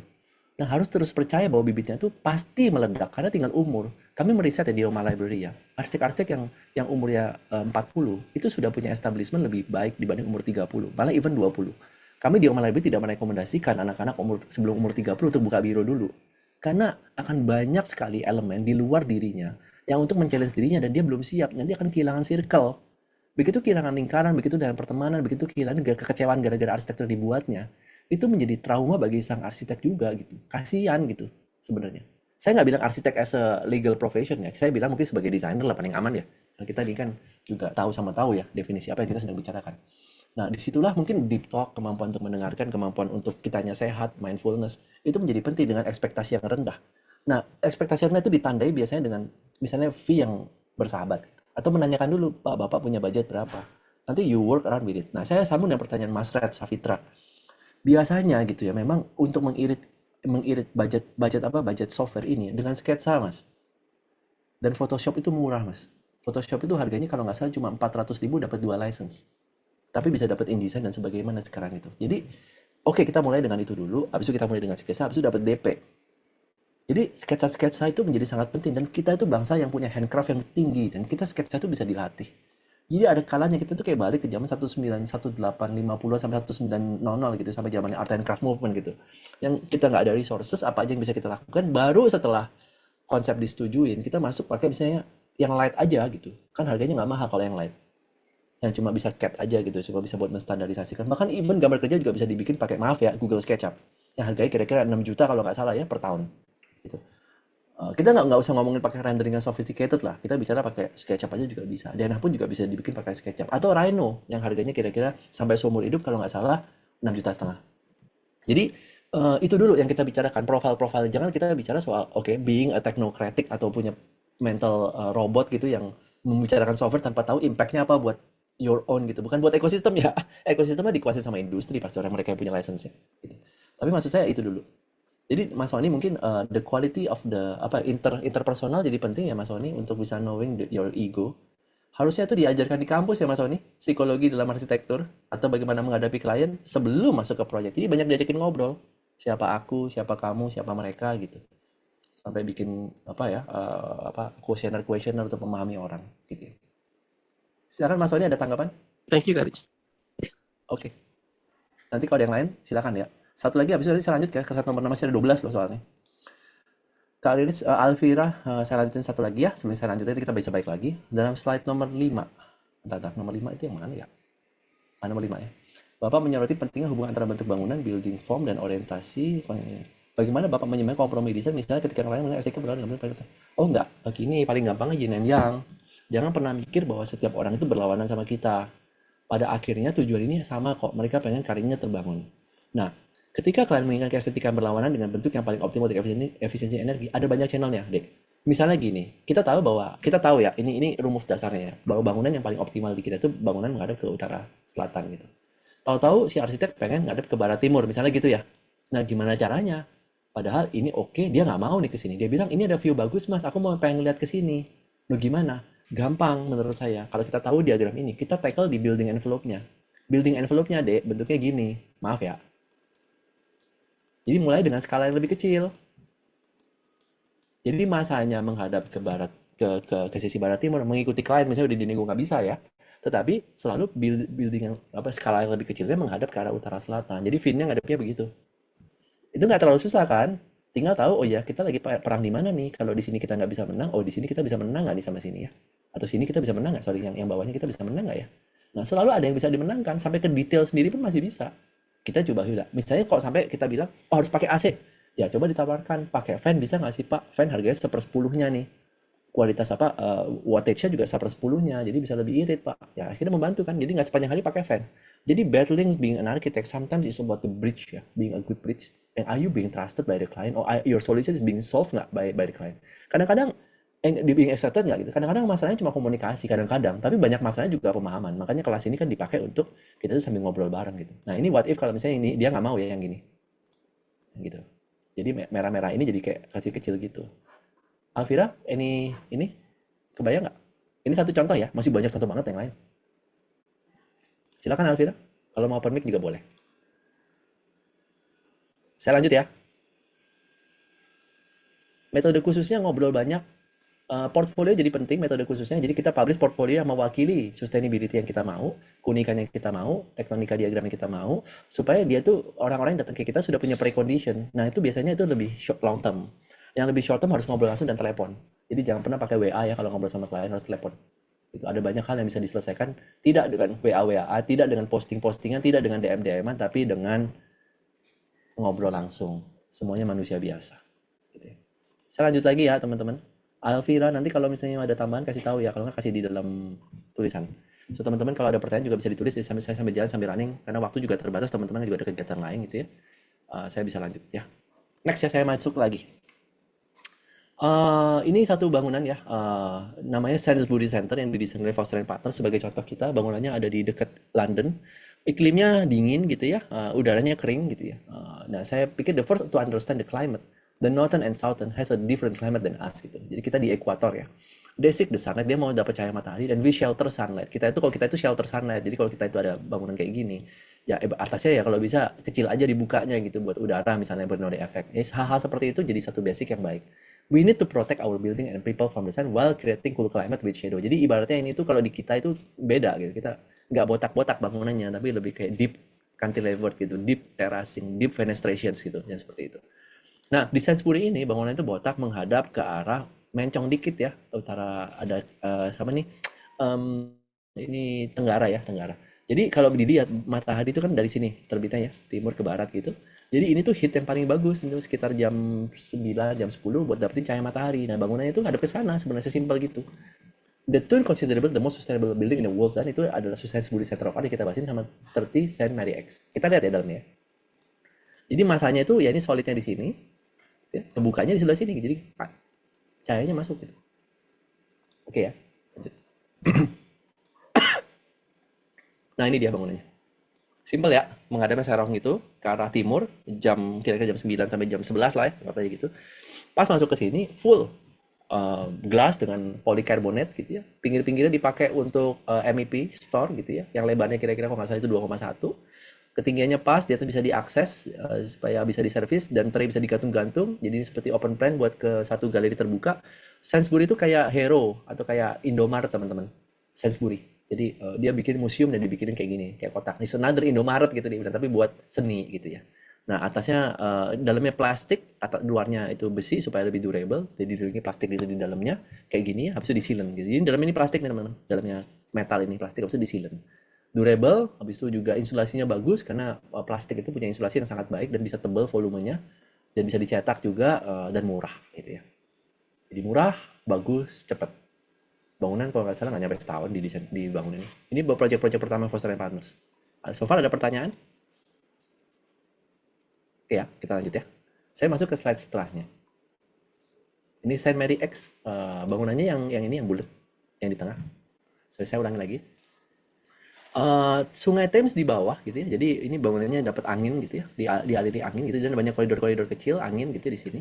Jadi salah satu challenge adalah bagaimana mereduce wind load gitu ya. apa bin load systems gitu ya, supaya struktur itu menjadi efisien dan mereka melakukan kolaborasi sama structure engineer yang kayak kata tadi Mas yang pertama kali tadi gitu ya. Eh, jadi itu jadi satu hal yang sangat penting gitu untuk kita itu bisa apa integrative design gitu di depan tuh menjadi satu hal yang luxury di negara maju gitu ya. Um, Mas Mesa tadi, sorry, saya lupa. Di depan, thank you Mas Mesa tadi poinnya ini benar-benar spot on gitu. Jadi memang tanpa ada engineering yang bagus itu nggak akan bisa. Saya tadi dapat chat juga, sorry dari A Design Studio. Izin pendapat Karis, ini saya bacain ya teman-teman ya. Saya pernah mengikuti seminar Pak Budiman DCM, beliau pernah sampaikan gitu ya. Saya share di sini, maaf ya. Nggak apa-apa ya, kita terbuka aja, tapi ya ambil baik-baik Anda di sini gitu ya. Ketika pertama kali mendesain, mereka masih mendengarkan kita. Karena ketika klien ingin membangun proyek yang sama untuk kedua kalinya, klien mulai mengurangi beberapa persen untuk mendengarkan. Enggak juga. Kita enggak menjudge seperti itu menurut saya. Karena klien mulai percaya diri, ya memang kalau saya sih ngajarin. Kalau perlu tahu ya teman-teman ya, itu for a coffee dulu kami desain tuh 10 stall pertama. Setelah itu saya nge-train tim mereka, saya nge-train owner supaya mereka bisa jalan sendiri. Kenapa? Karena kita banyak project lain yang kita harus hands on gitu. Nah, ini jadi satu kayak beberapa project yang kita sama Indomobil juga sama. Sampai timnya itu ya saya training gitu supaya punya integrity, punya building cost gitu. Tapi pada waktu mau cari sesuatu yang baru, misalnya 2 tahun, 3 tahun setelahnya balik lagi ke kita gitu. Menurut saya justru mental attitude kita untuk tulus dan nothing tulus gitu. Itu nggak akan mengurangi project gitu dan klien menurut saya. Karena juga kalau dilihat persentase kita gitu ya untuk arsitek bertemu klien itu banyak banget gitu dan kita akan kehilangan momentum untuk kita menciptakan varietas tipologi yang baru untuk membentuk case studies yang baru seperti dokter ya itu dihargain dengan varietas pasien yang dia pernah tanganin gitu seberapa sulit seberapa kompleks itu bukan seberapa banyak uangnya kan atau seberapa besar prestis orang yang ditanganinya enggak juga gitu kan kalau dokter Michael Jackson kita udah lupa namanya siapa tapi kalau profesor misalnya ahli mana yang di Sarjito atau di mana kan kita juga tahu gitu. Profesor Eka misalnya tahu kan orang pernah mendalami proses yang cukup sulit gitu. Gitu mungkin Mas Design Studio. Namanya saya maaf, saya nggak tahu. Saya pakai apa yang ditulis ya. Thank you. Kita lanjut lagi ya. Nah ini titiknya. Jadi saya gawangin ya. Ini menurut saya sangat advance dan ini yang saya suka waktu dulu kerja di Foster Partners. Lihat deh, ceiling sama floor-nya itu minimal, ya. Ceiling sama floor-nya minimal. Jadi floor to ceiling-nya itu pendek banget, jadi integrasinya. Jadi setiap sentimeter, 5 cm, 10 cm itu diukur, karena itu beban untuk volume beton gitu ya. Nah, habis itu juga sistemnya itu lokal gitu ya, sampai ini. Jadi sistem penghawaan itu dibikin per lantai gitu. Daripada ini nggak pakai, jadi dipakai yang ini. Jadi waktu dimelintirin, habis itu kalau lihat bukaan-bukaan yang muncul di sekitarnya, itu gara-gara memang ini dibuka-buka buat jadi, yang ini buat apa, outdoor unit nih. Jadi maksudnya ada beberapa hal yang pokoknya ada satu kotaknya dipakai buat outdoor unit gitu. Jadi menurut saya itu keren banget gitu. Karena reducing cost, good efficiency, good integrity, and is embedded in the site itu kayak desain mobil gitu. Nah juga sistem-sistem grill AC-nya itu ada di bawah gitu. Karena ini lebih efisien begitu dia ada di bawah. Mereka nggak takut bakal kemasukan debu karena ada grillnya, ada sophisticated layering. Meskipun ini harganya mahal, cuma perlu diingat bahwa di dalam waktu ngedesain ini, Foster Partners itu mikirin budget juga. Dan it's a way to decrease the budget dengan structural integrations. Ini another level ya. Ibaratnya center of the very di gawang itu dampaknya seperti ini ya. Pinggir-pinggir ini integrasi ini saya ambil di project yang berbeda karena tapi ininya sama layersnya. Yang untuk menceritakan ini floor to ceiling yang rapat gitu ya. Nah, dengan keberanian yang canggih, integrasi yang canggih dan komitmen yang tinggi, saya pikir bisa. Nah ini sama nih sistem pengawaannya. Pakai water chilled gitu ya. Habis itu dialirin udaranya gitu ke situ. Saya lanjut lagi ya. Ini angin gitu ya. Nah kita bicarakan tadi konsep massa ya. Bahkan konsep massa pun bisa dibuat lebih bundar gitu untuk kita supaya lebih efisien gitu. Yang tadi kita bicara soal ini kan lebih mutar gitu ya. Utara di atas, selatan di bawah gitu. Segala arah lah kalau ini bisa. Karena yang objektifnya beda, goalnya beda, yang dibongkarnya pun beda gitu. Kalau ini tadi yang dibongkarnya adalah langsung ngadep ke arah tenggara gitu ya, dibuka gitu, langsung dapetnya view-nya gini. Nah ada cahaya kadang-kadang ya karena low rise gitu ya, ada yang mungkin bangunan tinggi, costingnya lebih ke structure karena masanya lebih besar, nah itu jadi satu hal yang strategik untuk dibicarakan bersama. Saya pikir arsitektur itu very kolaboratif gitu ya. Saya lanjut lagi ya. Nomor 7, the most contradicting facts that I read ya, is coined by Chris Iber into the book Building Technology and Process. He said no matter what the form is, the approach is the most important one is the ecosystem that will force architect and also the most important the architect, the client to follow the execute the building in the most sustainable way. Jadi ceritanya itu gini, Bangunan ini kan kelihatan sophisticated ya. Banyak judgement untuk melihat ini tuh nggak sustainable, bangunannya kaca gitu. Tapi kalau dilihat, ini bangunan ini menghadap ke view ya pasti pengennya begitu. Di bawah itu selatan gitu ya, tempat ada cahaya. Iklimnya mirip ini di New York ya, mirip sama London. Gitu. Tetapi yang membedakan adalah ini. Cladding ini menggunakan very high performance glass. Ini yang kita bicarakan tadi, bahwa ini masuk langsung ke building envelope. Jadi ada yang masuknya nggak pakai meshing, tapi masuknya ke building envelope. Meshingnya pakai artistic way, jadi kayak perahu layar gitu. Nah, Gehry biasanya pendekatannya memang, tapi outcome-nya sama. Gitu. Outcome-nya sama, nanti endingnya adalah sustainable. Jadi dia mulai masuk dari yang tengah-tengah nih teman-teman, yang tadi saya bilang tadi. Maaf. Sustainability di sini. Building form-nya di artistic. Jadi konstruksinya di building form, passive elemennya itu pada waktu bicarain soal material gitu ya. Jadi ada juga yang begitu ya. Kita bisa bilang, oh ini uncritical nih, gitu. Tetapi it works in a way, mungkin dia sudah kita nggak tahu ngobrol sama kliennya seperti apa. Mungkin juga kliennya juga terimanya yang ini gitu skemanya. Jadi menciptakan variasi menurut saya dibalik sebuah tujuan praktek menjadi sangat penting supaya kita juga bisa melayani orang. Nah ini juga hitnya juga di trap gara-gara memang dia perlu hit itu gitu. Jadi menghadap ke arah barat dan selatan menjadi satu hal yang sangat strategik gitu. Karena panas itu ada pada waktu di jam 3 juga sampai jam 5. Jadi di trap supaya ada plaza. Jadi ini tuh trapmentnya, ini ada entrapmentnya gitu. Jadi sini. Koreksi kalau saya salah kan saya belum pernah ke sana gitu. Saya cuma lihat dari luar, baca buku gitu ya. Kalau yang lain dua ini saya udah pernah ke sana. Yang Sainsbury saya belum, tapi St. Mary saya udah pernah ke sana. Bahkan yang menarik adalah di St. Mary X ini, ininya bentuknya radial teman-teman gini. Bentuk tegelnya radial gitu. Jadi ngikutin bentuk masanya gitu. Jadi makin ke dalam itu bentuknya itu ada yang segini, kita ada yang kecil, ada yang gede gitu ini, kayak gitu. Jadi modul-modulnya terkait sama bentuk ini. Bentuk apa? Bentuk radial dari fasad tampaknya. Itu yang menarik ya. Dan di sebelahnya itu gedung-gedungnya gedung-gedung ya ada bangunan ada bangunan apa? Pusaka juga gitu ya. Oke, ini lanjut. Ada pertanyaan lagi teman-teman? Lanjut lagi ya. Nah ini yang saya rasakan ya pada waktu saya di Foster & Partners gitu ya. Ibaratnya gini, I have been in the process of this thinking of the sustainability, membolak-balik beberapa 7 chart tadi gitu ya, inside the global design studio. Saya pikir the premise itu sebenarnya simple banget gitu ya, to iterate. Iterate itu meaning adalah memberikan banyak variasi di dalam sekali jalan gitu. Dengan begitu banyak multidisipliner dengan berbagai macam perbincangan. To showcase the client that the goal is the most sustainable, the cheaper, and the most representative of doing things. But dalam hati saya gitu, itu ada contradict gitu ya. Begitu kita masuk ke Indonesia dengan mempertanyakan what kind of the type of technology that we can adapt gitu. Misalnya bangunan kaca, apakah benar-benar itu udah mahal, bagus sih memang buat simbol mungkin orang suka, tapi bagus kan bisa ditweak ke arah yang lain gitu. Bisa jadi kan nggak harus kayak gitu. Tapi bagaimana melakukan klien kan sebenarnya PR kita juga sebagai arsitek ya. Makanya itu kita melakukan banyak provokasi misalnya di media atau dimanapun dengan bentuk marketing gitu.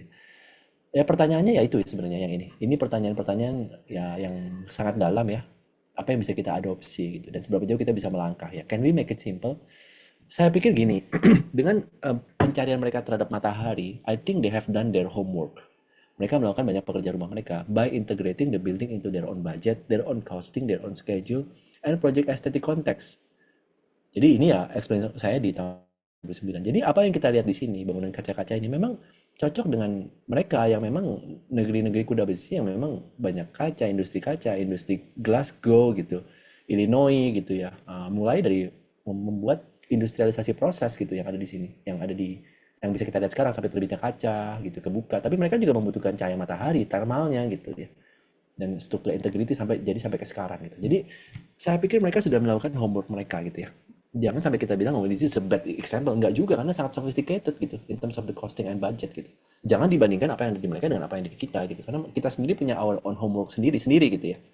Banyak permutasi, iterasi yang kami di dalam studio sempat sampai coba lakukan sampai ke sekarang gitu ya.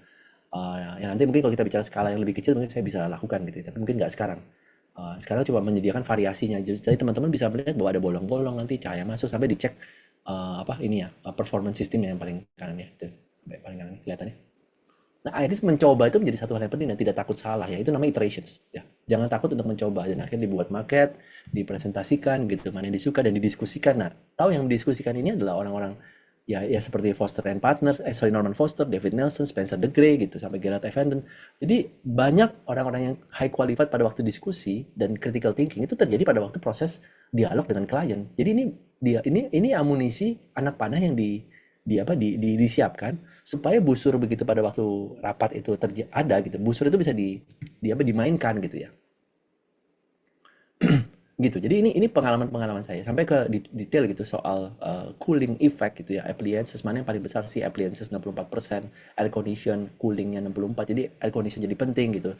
Sampai ke utara selatan dibelah sampai ada atriumnya gitu, office floor depth-nya, single loaded apartemennya, depth-nya berapa gitu, sampai dipelajari ketinggiannya berapa, karena ketinggiannya beda-beda ya. Kalau apartemen lebih pendek, si office lebih tinggi gitu, sampai ke beberapa sudut untuk bisa menekel itu, dimiringin fasadnya gitu. Nah, hal-hal seperti ini menjadi sangat penting gitu ya. Ini kerja tim dulu sekitar 6 orang dipimpin oleh Jared Evans sama Muir Livingstone gitu, salah satu partner di Foster & Partners dulu kan, sampai ke bolong-bolongnya supaya ada urban porosity di dalamnya gitu. Dan seperti yang dibicarain sama Mas Mesa tadi, memang integrated, jadi struktur engineer di depan, dan of course they have the budget ya to do this. Kadang-kadang waktu bikin rumah tinggal saya sendiri juga nggak punya budgetnya, terus terang, sampai jadi seperti itu. Jadi idenya adalah membuat mountain climate di dalam sebuah titik yang banyak, di dalam sebuah ruangan interior dan eksterior yang banyak melibatkan dehumidifier. Intinya di sana nanti ya, mountain climate within the office. Jadi banyak dehumidifikasi untuk menciptakan suhu 24 sampai 28. Beberapa desain yang kami lakukan di Resident sudah bisa mencapai 28 derajat Celcius. Nah, mari kita berlomba-lomba, bukan kompetisi secara negatif ya, untuk mereduksi suhu teman-teman dan mempublikasinya di sosial media, di marketing ke klien. Jadi kita mempermudah jalan masing-masing gitu ya. Oke. Ini pertama, nah ini hasil 3D seperti ini. Nah, yang saya bahas ini dulu ya. Sampai seperti ini. Jadi utara selatannya clear. Oke. Saya bahas dulu Q&A dulu ya teman-teman. Nah, nanti saya balik lagi ke nomor 10 ya. Sebentar. Oke, saya bahas ya. Dari Mas Tri Rivaldi, SR. Izin pertama bertanya Pak Rich, kalau saya domisili Pontianak, saya pengen tahu bagaimana saya mendengar bahwa sebuah studio sebagai memiliki kekhususan pada jenis proyek tertentu. Oh, makin banyak aja Mas, jangan terbatas. Jangan narrow down, lebih variatif, lebih terbuka, moga-moga skalanya berkembang Mas, karena banyak orang membutuhkan arsitektur. Banyak orang juga membutuhkan rezeki dari arsitektur. Banyak negatifnya kalau kita mengkhususkan diri sebenarnya, tetapi ada kaitan ke memutuskan kalau kita itu sudah cukup.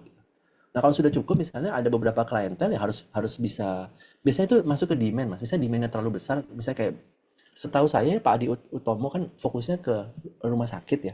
Karena kliennya udah banyak banget, mungkin udah nggak bisa udah penuh gitu, nggak bisa ditanganin, ya dia fokus ke sana. Nah, menurut saya selalu variatif itu menjadi sangat baik ya. Kalau misalnya mau mengkhususkan diri, mungkin juga sudah merasa cukup gitu. Jadi kalau udah merasa cukup, biasanya ini udah stay gitu di satu titik. Nah, kapan Mas merasa cukup? Sebenarnya itu ya harus merasakan sendiri positif negatifnya. Nah, positif untuk mulai masih berkembang, berarti Mas bisa terpapar sama iklim ekosistem yang lebih plural Mas, plural gitu. Jadi apa saja bisa masuk gitu. Tapi seberapa plural ya keputusan lagi, karena juga kapasitas manusia itu kan terbatas, kapasitas biro kan itu sebenarnya lebih tidak terbatas. Oleh karena itu saya advise adalah lebih baik membangun biro Mas. Jangan sendirian gitu. Kalau membangun biro jadi Mas punya tanggung jawab ke orang lain gitu, ke society juga untuk membina, untuk membesarkan anak ini gitu. Jadi pengalaman ini harusnya kita banyak berdiskusi tentang bagaimana membangun biro ya. Gitu. Tapi habis itu negatifnya ya paling jadi nggak fokus gitu, jadi energinya terpecah-pecah gitu. Kalau positifnya yang kayak khusus ya jadi standarisasinya makin hebat gitu. Ya akhirnya ya klientel secara ekonominya juga biasanya makin solid, tetapi kadang-kadang industrinya juga shifted gitu, jadi harus ada hati-hati. Kadang-kadang nanti kehilangan klien gitu misalnya. Nah itu kan harus punya diversifikasi terus ya. Menurut saya sustainability business is all about diversifications. Misalnya WATG yang tadinya juga hospitality firm kan juga masuk ke beberapa project kayak master plan kan ya. Kadang-kadang ditawarin kliennya gitu misalnya. Jadi itu buat saya itu tergantung titik-titik personal yang ada menjadi principal dan founder bironya dan mungkin partnernya dari bironya ya. Gitu. So saran saya ya diskusikan dan tahu tentang positif negatifnya. Menurut saya jadi lebih penting. Clear ya? Nah yang kedua, yang kedua adalah bagi Paris ditanya dari Mesa ya, saya punya hipotesis bahwa cara terbaik untuk mencapai sustainability adalah berpikir sebagai suatu ekosistem yang semasa beyond dari misalnya. Oh gini, susah juga Mesa karena kadang-kadang ahli-ahlinya itu memang tidak cukup gitu. Dan kesempatannya juga tidak ada untuk kita sebagai arsitek. Kalau kesempatannya ada dan ahlinya ada, ya it's a dream come true.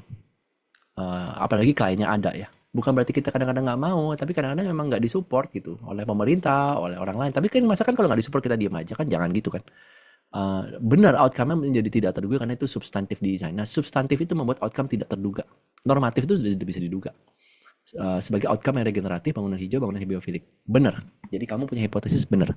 Cuma sayangnya kesempatan itu jarang terjadi. Yang saya alami pribadi. Gitu. Kalaupun terjadi, puji Tuhan ya. Itu satu hal yang luar biasa dalam kehidupan kita sebagai arsitek. Kita dihargai sama klien kita dan timnya dan juga tim engineering kita. Dan kita berjalan bersama-sama juga sama tukang gitu ya. Nah, saya masuk lagi ya. Tadi sampai di sini. Sebentar ya. Kita take it slowly tapi dalam gitu ya dan mengerti gitu permasalahannya dari 7 elemen itu. Nah, saya mau masuk ke di Eropa Utara ya, pekerjaannya Sigurd Leverens gitu ya. Saint Mark namanya. Jadi kalau dilihat sama dia di utara berarti mencari matahari dari arah selatan dan ini ya. Dibawa ke sini cari matahari dari sini. Bangunannya kayak courtyard. He spent his time not getting projects. Jadi gini, waktu dia nggak dapat project itu, dia itu nggak produksi kayak barang-barang kayak kusen, kaca gitu di rumahnya sendiri gitu dan bikin workshop di rumahnya sendiri. Di situ dia tahu oh ya detail opening itu gimana gitu. Oh sambungan bata itu sampai gimana. Jadi kerjaan ada detail. Nah di project ini bata-batanya tuh disusunnya itu nggak dipotong gitu. Jadi natnya yang gede gitu. Nah menarik ya. Tapi bisa menyelesaikan banyak masalah terkait sama kepercayaan orang ke dia gitu. Jadi estetik sangat estetik gitu ya. Dan mudah dikerjakan menurut dia gitu karena dia di lapangan terus proyeknya juga nggak banyak tapi one of the most breathtaking project yang pernah dicapai dari seorang arsitek seperti beliau gitu di tengah ekonomi yang sulit ya di utara dari Eropa di Swedia nih tempatnya. Coba saya ntar stop share saya pastikan dulu ya videonya udah saya centang share sound. Oke, saya karena ada video habis ini saya narasikan sambil jalan ya. Oke, next ya. Nah ini saya izin putar video ya. Ini bangunannya, jadi dia itu di tengah-tengah ada courtyard di sini. Habis itu di sini taman semua. Jadi courtyard di tengah ini yang tadi kita lihat di sini di depan sini, ini di sini ya. Nah, jadi view-nya ada di sini. Jadi tidak menurun, jadi ini ada di bawah. Dia tidak di fill sama sekali. Dia ada di semacam lereng gitu ya, di semacam bukan lereng tapi semacam cekukan gitu sampai ke sana gitu ya. Jadi bangunannya kayak ada di bawah jalan malah gitu. Nah, kayak gitu. Jadi menarik ya, nggak diapa-apain, bangunnya rendah gitu. Nah, jadi pengetahuan tentang site-nya luar biasa. Nah ini bata yang tidak dipotong-potong gitu. Kita mulai lihat ya.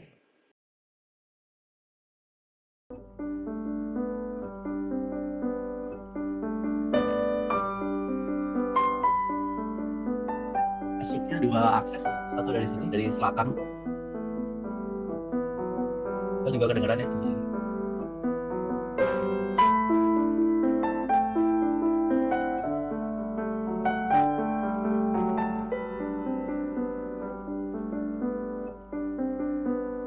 Nah yang menariknya adalah bangunan itu wide span ya, tapi atasnya itu dicor gitu dengan castingnya itu batu bata langsung.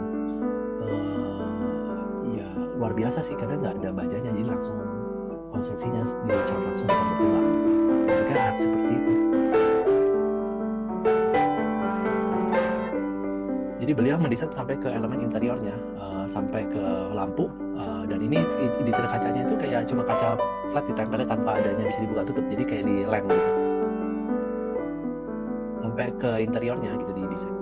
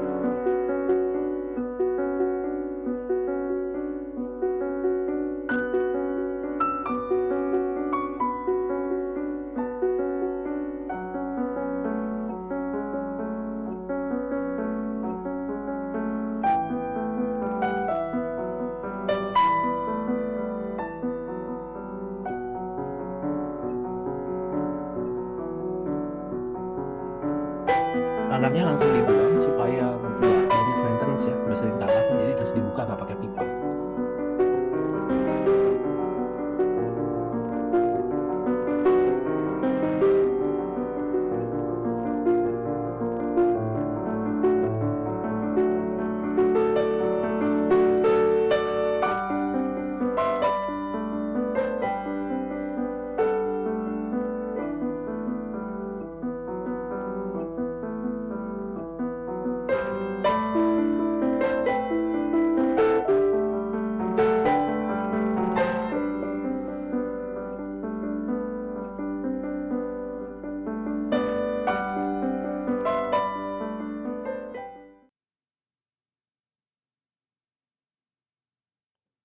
Oke. Tadi project-nya udah beres. Jadi tadi kelihatan batanya juga jadi nggak dipotong sama sekali sampai ke landscape gitu. That kind of attitude very clear gitu. Itu untuk menggawangi, menurut saya untuk menggawangi bagaimana dia memposisikan diri di depan klien juga gitu. Nah, nah ini satu project lagi yang dari Secret Evidence, beda lagi, beda kota, lebih susah karena lebih kecil kotanya. Dan namanya Klipan gitu, namanya Saint Peter's Church gitu di sini. Yang menarik adalah tadi saya coba bantu ya, ini pintu dan dari sini ini ada courtyardnya kecil gitu ya. Ini kayak gini. Nah ini itu air nih, bukan bangunan. Ini air. Jadi bangunannya itu L gini. Nah gitu. Jadi masuknya itu dari sini, tak masuk gitu. Ada courtyard ini bangunan servis. Lalu dipisahkan antara servis dan bangunan inti. Gitu ya. Bangunan inti berarti ini ya bangunannya selatan di sini ya. Nah, ini di sini sama ini di sini. Nah, cahaya matahari dapat dari arah sini, dari arah barat ya.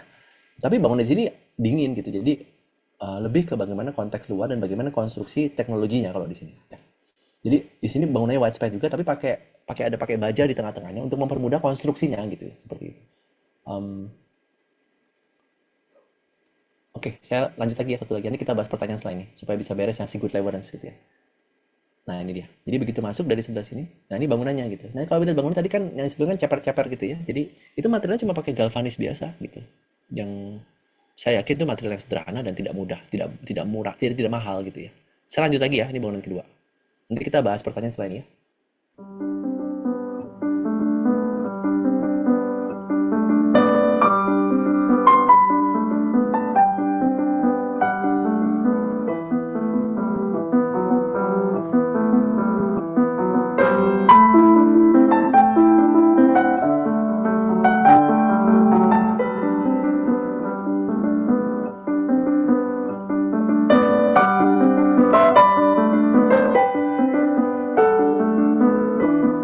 Teknik yang namanya tension and compression, jadi dikompres dalam satu titik yang low ceiling rendah, habis itu diledakkan ke ceiling yang tinggi ya. Jadi dengan berbagai macam taktilitas, nah ini nggak dipotong batanya. Jadi natnya yang lebih lebar gitu, untuk menjaga craftsmanship supaya simple gitu, orang bisa ngikutin gitu. Jadi tinggal kasih order, jangan ada yang dipotong kayak gitu. Ini kelihatan ya di sini ya.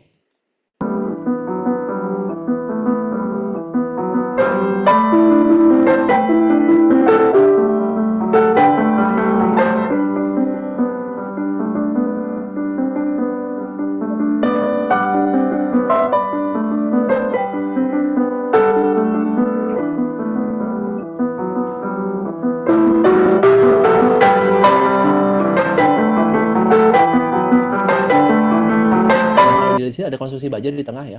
Ini untuk menyelesaikan masalah tidak di kota besar. Kota itu lokasinya di Oslo, ini di Klipan. Oslo itu kota besar, ini kota kecil. Kotanya kecil sekali. Banyak industri di situ. Jadi menggunakan baja ini menjadi satu hal yang sangat strategik untuk bisa digunakan ya. Jadi dia tidak mulai dari konsep masa dulu, tapi langsung masuk ke bawah. Nah, ini untuk menggawangi elemen yang kedua dan ketiga kita yang terakhir gitu. Yang ke-8 dan ke-9 ya, yang pluralisme dan builders gitu ya. Society. Jadi ini memang beliau memang ada di Builders Society-nya gitu.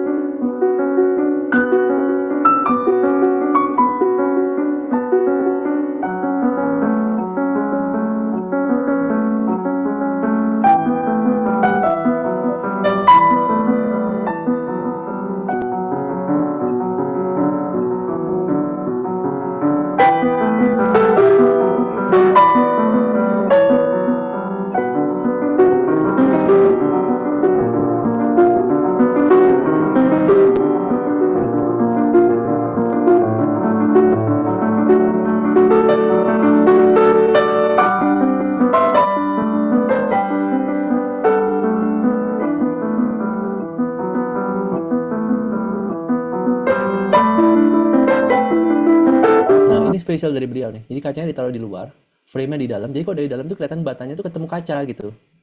Jadi flashing gitu. Jadi titik poetiknya sampai ke detailing seperti itu. Jadi ini ditaruh di luar kaca. Jadi nggak kelihatan ya, kacanya di luar semua. Dan itu juga membantu, ini baru disilen nih. Baru ngebantu juga supaya thermalnya tuh ada di sisi paling luarnya gitu.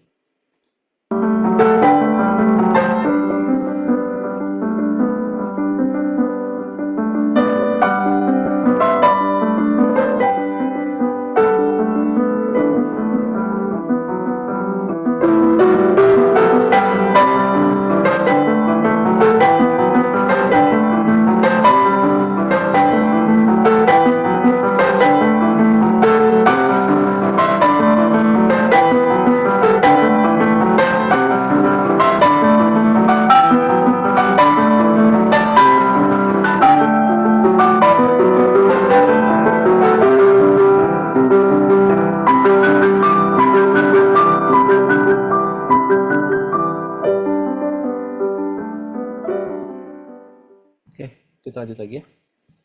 Oke, saya bahas ini dulu supaya kita bisa frameworknya semoga nyampe ya. Dari Ahmad Biahaki. Antara mendengar kebenaran ada video. Oke, yang nomor ini ya, Ahmad Biahaki. Tantangan seperti apa yang paling sering muncul ketika klien belum sepenuhnya memahami atau bahkan menolak investasi pada desain berkelanjutan? Sebenarnya untuk menolak saya pikir hampir nggak pernah. Cuma kadang-kadang dia punya keinginan yang kontradik sama poin yang 3 poin tadi. Jadi misalnya masa bangunan tahu-tahu yang diinginkan adalah kebalikannya. Tadi saya udah kasih tahu solusinya ya. Bikin selubung yang lebih kecil gitu. Lebih kecil dengan terus menghadap ke utara selatan misalnya. Strateginya ya harus ngobrol gitu. Tapi jangan memaksakan diri gitu. Tapi saya bisa pastikan semuanya bisa mengarah ke tujuan yang sama gitu. Karena kita punya 7 level dalam addressing the client's need. Jadi kalau nggak bisa di level makro, masuk di level mikro deh, menurut saya. Jadi tenang aja ya. Sorry, ada agak tertutup sama bar mikrofon sama chat ya, sorry banget ya. Ini ya ketutup tadi ya. Saya tadi nggak lihat, bro, sis. Oke, habis itu, bentar ya. Bandingkan yang pendekatan faster konsisten. Oh, ya itu dari kita semua juga seharusnya kita memang perlu konsisten ya, perlu konsisten kita semua untuk mendorong ini. Kita harus bareng-bareng gitu. Jangan sampai gara-gara Norman Foster dia paling konsisten, nggak juga gitu, karena memang skalanya kita belum terbaca, mungkin keotentikanya belum terasa, tetapi kita semua punya, jangan takut ya. Strateginya jangan patah semangat deh, makanya kita punya kelas ini. Kalau saya mengajar berarti saya juga belajar kan. Jadi kita sama-sama berbagi gitu. Dari KAUS 114, sebagai masyarakat saya merasa sebagai besar paradigma pemikiran saya banyak dipelajari oleh pemikiran luar negeri. Oke. Namun terkadang pendekatan tersebut tidak sesuai cocok. Pasti. Menurut pengalaman Bapak, bagaimana menggabungkan pemikiran arsitek dari luar dengan budaya Indonesia? Saya pikir kategori besarnya masih sama.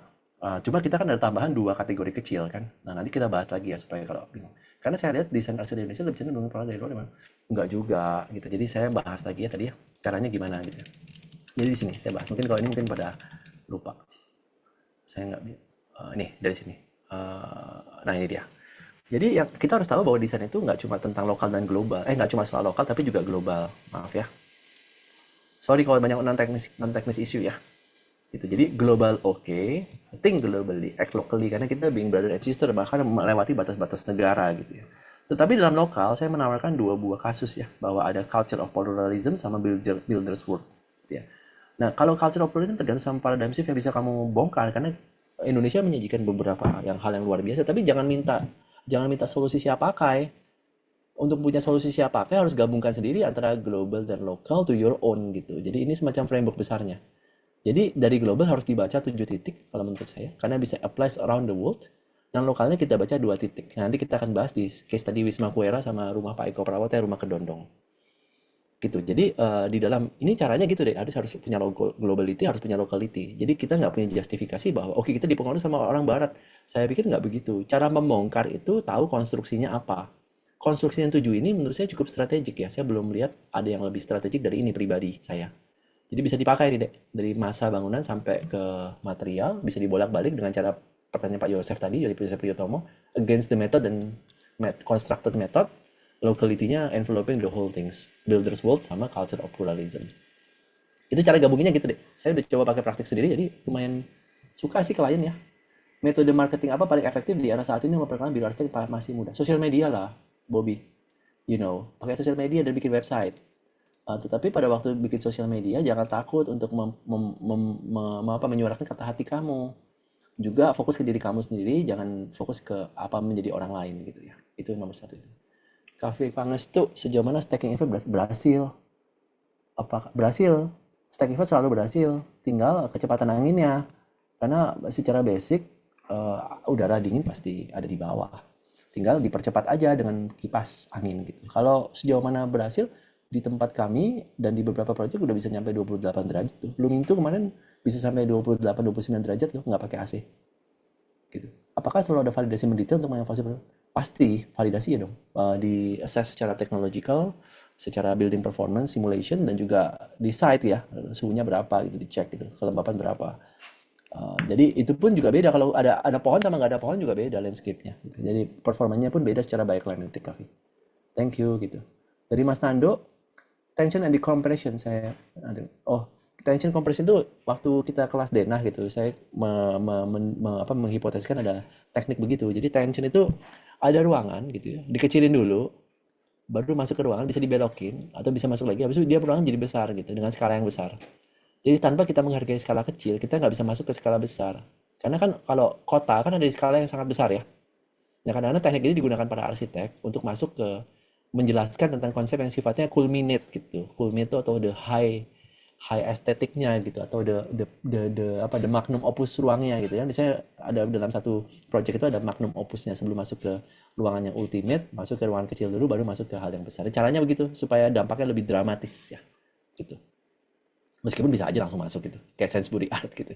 Tapi kalau si Good Labyrinth mirip sama sama cara kita bekerja di Indonesia gitu, karena struktur organisasi bahasanya juga mirip sama bahasa Indian ya. Kalau di Swedia dan di Finland, namanya apa ya? Saya udah lupa, bukan Jermanik dia, tapi Arkmanik atau saya udah lupa dijelasin sama Pak Riyadi dulu, Riyadi Aditya Parman. Gitu, gitu mungkin. Ini Pak Junior Sambas posisi sebagai karyawan di Biro Arsitektur, tapi gini, kalau KDH itu kontradiktif juga gitu. Karena KDH itu juga harus dicek sama besarnya resapan gitu. Saya ngobrol sama Pak Johan Silas nih tentang ini. Gitu. Jadi yang lebih penting sebenarnya performance air yang masuk ke publik dan nggak pakai sumur air. Tapi gini, di Jakarta ataupun di Tangerang banyak daerah itu yang nggak dapet air minum loh. Jadi kenanya itu mereka harus ngebor air gitu untuk mendapatkan air bersih. Waktu itu terjadi ya otomatis rumus KDH dan KDB apapun itu KDH tidak valid lagi loh, Mas Junior. Karena kota gagal untuk memberikan sarana air bersih. Ya, itu pertama. Kalau KDB itu kaitan ke density. Kalau density itu banyak konsensusnya, banyak implikasinya. Selama bisa dijaga kepadatan dan traffic, nanti at the end of the day adalah AMDAL, lalin gitu ya. Menurut saya itu harus didiskusikan.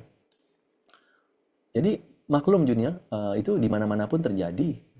Dan itu sudah jadi sistemik antara peraturan yang tidak bisa mengikuti realitas dan realitas tidak bisa mengikuti peraturan. Akan ada kambing hitam yang untuk dibicarakan secara publik gitu. Nah, untuk saya tidak strategik membicarakan hal ini gitu ya Mas Junior. Lebih baik membicarakan desain quality-nya gitu daripada membicarakan soal izin. Izin mah di banyak tempat tetangga kita malah even banyak rumah sederhana juga melanggar izin kok. Thank you. Masuk ke Mas Mesa lagi. Saya punya hipotesis juga bahwa cara terbaik manusia sendiri berpikir sebagai satu ekosistem benar untuk melibatkan urban design. Ini udah ya, Mas Mesa? Udah benar kok. Itu urban design memang harus masuk. Tetapi caranya bagaimana kan itu tinggal ada inisiatifnya aja. Untuk Mas design Singapura memiliki proses, iya karena yang di dalam URA-nya kan juga orang arsitek yang bagus-bagus yang kritis gitu. Jadi ini usulan dari Mas arsiteknya di sana gitu, yang mewajibkan pernyataan berkedisiplin bahkan urban design. Iya, tapi harus tahu bahwa Singapura adalah salah satu negara paling maju dan paling kaya di dunia. Ya, jadi ada hati-hati ya dengan melihat ekosistem negara maju dibandingkan dengan negara kita. Habis itu masuk ke peraturan. Aduh, saya pikir jangan bunuh diri. Seperti saya bilang masalah software tadi, Lata-Lata meminta para konsultan untuk menciptakan software padahal pakai sketsa tangan aja dapat common sense kok, pakai penciptaan angka ukur temperatur langsung juga common sense kok, atau pakai studi market juga bisa kok. Kenapa harus kayak gitu? Jadi dari Mbak Nina gitu, budaya mendengar klien dibiasakan, oke. 2, sadar biaya, oke banget gitu ya. QS, oke banget, terima kasih ya. Saya lanjut lagi ya, masih ada 2 lagi nih ultimate kita. Bagaimana kita bisa membongkar apa yang kita jalani sehari-hari ini. Ini sampai ke poin nomor berapa tadi, saya sampai lupa. Nah ini dia, sorry. Ini sebelum ini ya. Ini rumah Wisma Kuera. Saya punya hal yang puitis menjelaskan tentang kekayaan dari desain dari Romo Mangun ya, Wisma Kuera. Kalau misalnya ke Yogyakarta harus ke tempat beliau nih. Ini bangunannya tuh yang ini. Nah ini dia. Bangunannya tuh kayak rumah petak gitu, bersekat-sekat gitu, kayak labirin gitu. Saya bilang dalam kesendirian dia tuh dia menggila gitu dan menumpahkan ya semua kreativitas dalam arsitektur. Dia bilang saya menemukan bahwa dia itu menemukan ini ya bricolage gitu, menyambung pasangkan arsitektur untuk menyambung rasa, budget, schedule dan estetik dan mendobrak dengan edukasi gitu ya. Bahkan dia punya program kelas-kelas di dalamnya gitu ya. Nah, Romo gitu adalah juga anggota dari sekolahnya gitu ya. Saya pikir battle dari Romo Mangun adalah tentang menjadi sadar gitu bahwa ada kontribusi melalui karya arsitektur. Tapi ada juga gitu ya kesulitan dan kesendirian gitu. Saya pikir gitu ya. Nanti kita lihat karyanya ya. Jadi banyak sambung pasang yang saya nggak pernah di tempat lain gitu. Tetapi ada kesamaan juga sama si Good Leverance gitu, permainan material sampai detail ya. Dan juga merumah di sini gitu. Nah, ini konteks lokasinya ya.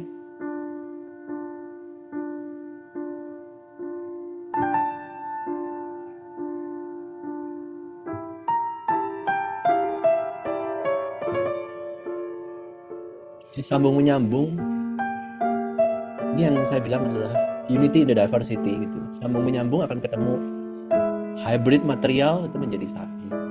Material tidak mahal, murah berduyun-duyun gitu ya.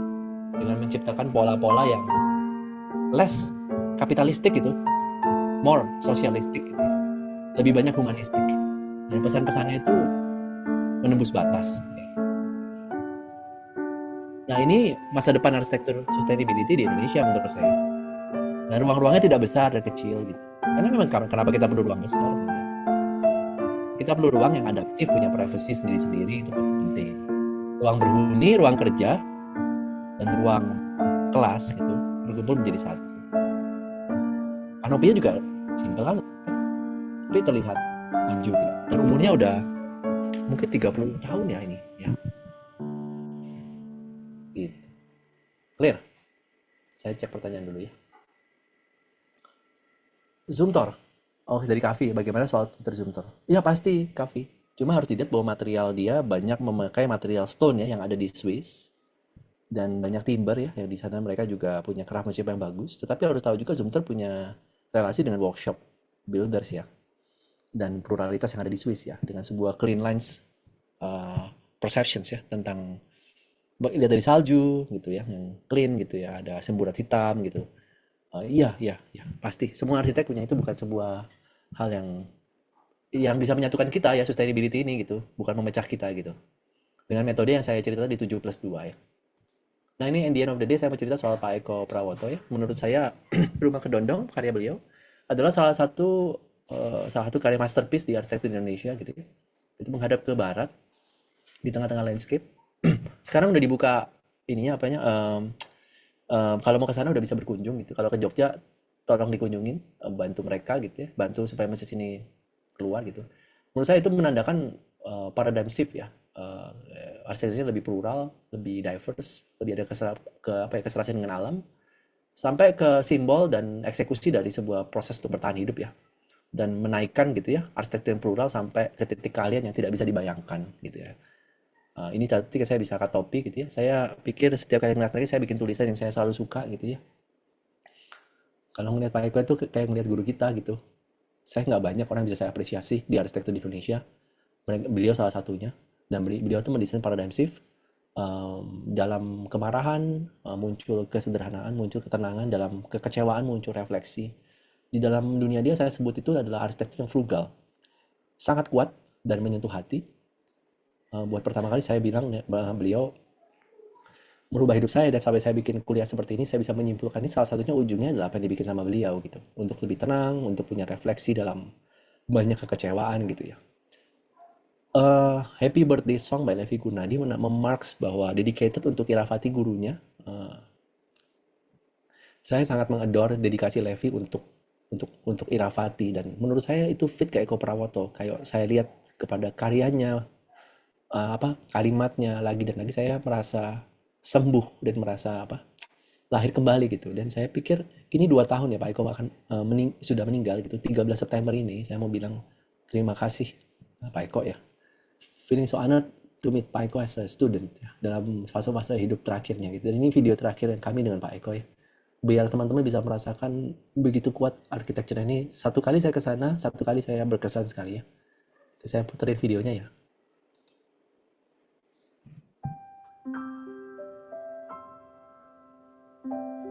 Hijau di mana-mana gitu ya. Arsitekturnya pun harus merunduk pada alam. Dengan konteks scenery yang luar biasa, beliau memposisikan karya ini. batu bata yang frugal, yang saya yakin harganya tidak mahal gitu ya, berkumpul menjadi satu. Ini yang saya bilang satu kalian yang luar biasa gitu ya, dalam sebuah elevasi arsitektur yang frugal di Indonesia gitu. Bahwa humanistik itu juga ada dalam karya arsitektur gitu. Yang jauh dari provokasi yang ada di dalam media sosial mungkin yang kita lihat sehari-hari. Yang saya sendiri mungkin juga apart dari kesalahan yang saya akan bongkar gitu ya. Saya pikir kalau nggak human itu udah pasti salah. Tapi kan jangan marah gitu kan. Tapi dalam bentuk landscape berubah jadi arsitektur yang apa ya, vernacular, yang kolomnya, batanya gitu ya, gentengnya gitu ya, dan simple banget gitu ya, flow ruangnya gitu, structure-nya gitu ada gitu, jadi nggak dipotong gitu, sambung menyambung, diagonal brace gitu, masuk ke titik mastery compression tension dalam nature gitu. Itu nggak mudah melakukan ini gitu dalam pertimbangan arsitektur tropis, punya sheltering yang luar biasa. Saya pikir di sini perayaan kultur ya, perasaan itu jadi penting gitu ya. Ada semacam arrival hall, ada notes, ada platonic view gitu ya. Beliau ngajak jalan gitu, dan turun ke bawah gitu ya. Dan beliau pada waktu udah mulai susah jalannya. Dan ini satu bangunan yang luar biasa nih. Jadi ada diagonal system saya bilang, cantilever, sambungan antara karbon sama konkrit gitu. Basisnya konkrit, apa yang kayak dibikin Frank Lloyd Wright gitu. Tapi bedanya adalah shelter, deep terraces, dan kesadaran materialnya itu sangat tinggi gitu. Jadi disusun-susun satu-satu gitu menggunakan material asal gitu.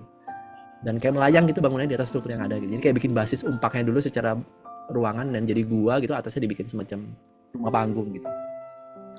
Tentunya cantilevernya juga strukturnya diperhitungkan. Nah, komposisinya satu demi satu kayak steps in, cut and fill masuk itu dengan menggunakan tukang-tukang yang tidak ahli gitu. Jadi saya bisa bayangkan ya bagaimana dia berusaha berdaya gitu dengan seumur bangunan ini berjalan gitu, sampai titik yang bikin saya kaget gitu. Ini ada jalanan masuk ke rumah tetangga, dia disiapin jalan untuk tetangga supaya masuk ke rumah dia baru keluar lagi. Jadi saya pikir apaan ini gitu. Waktu titik ini ya jembatan ini menunjukkan itu gitu, bahwa seberapa jauh ya kita egois gitu. Nah itu kan batasnya di mana gitu. Dan saya pikir saya dapat contoh model yang sangat baik dalam arsitektur. Nah setelahnya ya segala sesuatu itu kan kayak punya benih dan bergulir ya, cut and fill serendah mungkin. Yang saya bilang tadi 9 tahap itu ya terpencar di sini gitu. Dan ini materialnya pun juga sederhana, material sisa, material bekas. Yang kadang-kadang juga ada material sisa digabung sama material baru, dipecahin jadi satu, nyambung gitu. Jadi berkolase yang menyambungkan satu dengan yang lain itu menjadi penting ya. This is the next level apa yang dibikin sama Pak gitu, sebelum masuk skala yang lebih besar gitu. Dan arsitektur yang baik itu arsitektur yang memacu kebahagiaan. Saya pikir itu sih, di balik senja hidupnya, saya pikir saya pengen jadi kayak beliau gitu. Dan saya pikir kita perlu jadi kayak beliau gitu, berbagi dengan damai gitu dalam ekosistem yang harus kita rajut bersama, terutama mulai dari pendidikan ya, dan berbagi. Nah, saya pikir moga-moga video ini bisa mewarnai hari Sabtu Minggu yang baik ya buat teman-teman semua, terus punya harapan buat arsitektur kita gitu. Nah, ini frugalitas yang saya kira ya titik terakhirnya.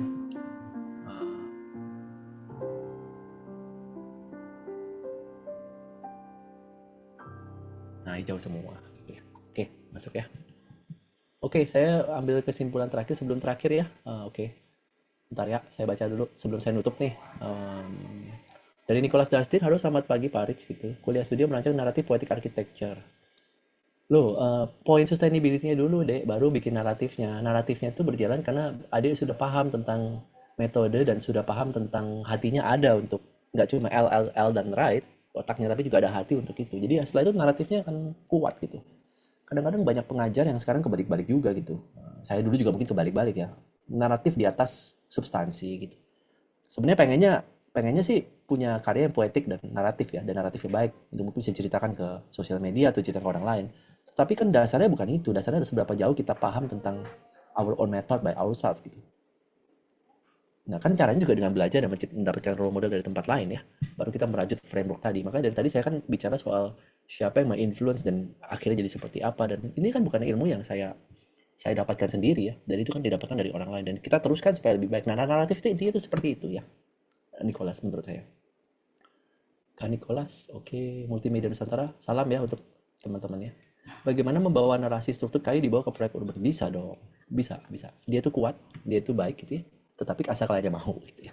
Kadang-kadang yang harus dipatahkan adalah bagaimana dia tuh nggak long lasting gitu ya. Itu perlu bentangnya jangan lebar-lebar, bentangnya kecil aja gitu. Asalkan bisa dapat untuk rumah-rumah kok dengan costing yang terbatas sangat strategis loh pakai kayu dan bambu. Saya mau nutup kuliah ya. Udah jam 11, jadi saya pikir saya ambil quote Pak Eko. Jadi menerima banyak hal itu plural ya. Menerima banyak hal membuka kesadaran-kesadaran baru yang untuk menjadi lebih otentik, menjadi tidak romantik. Saya quote lagi, ketika kita menyatu dengan sesuatu, kita harus menerima semuanya. Jangan dipilih-pilih. Itu keren sih. Nah, ini statement saya ya. I believe that our way to understand are mixed, uneasy and full of complexities and not clean, pasti gitu ya. Jadi kuliah ini juga nggak gampang gitu ngedigestnya.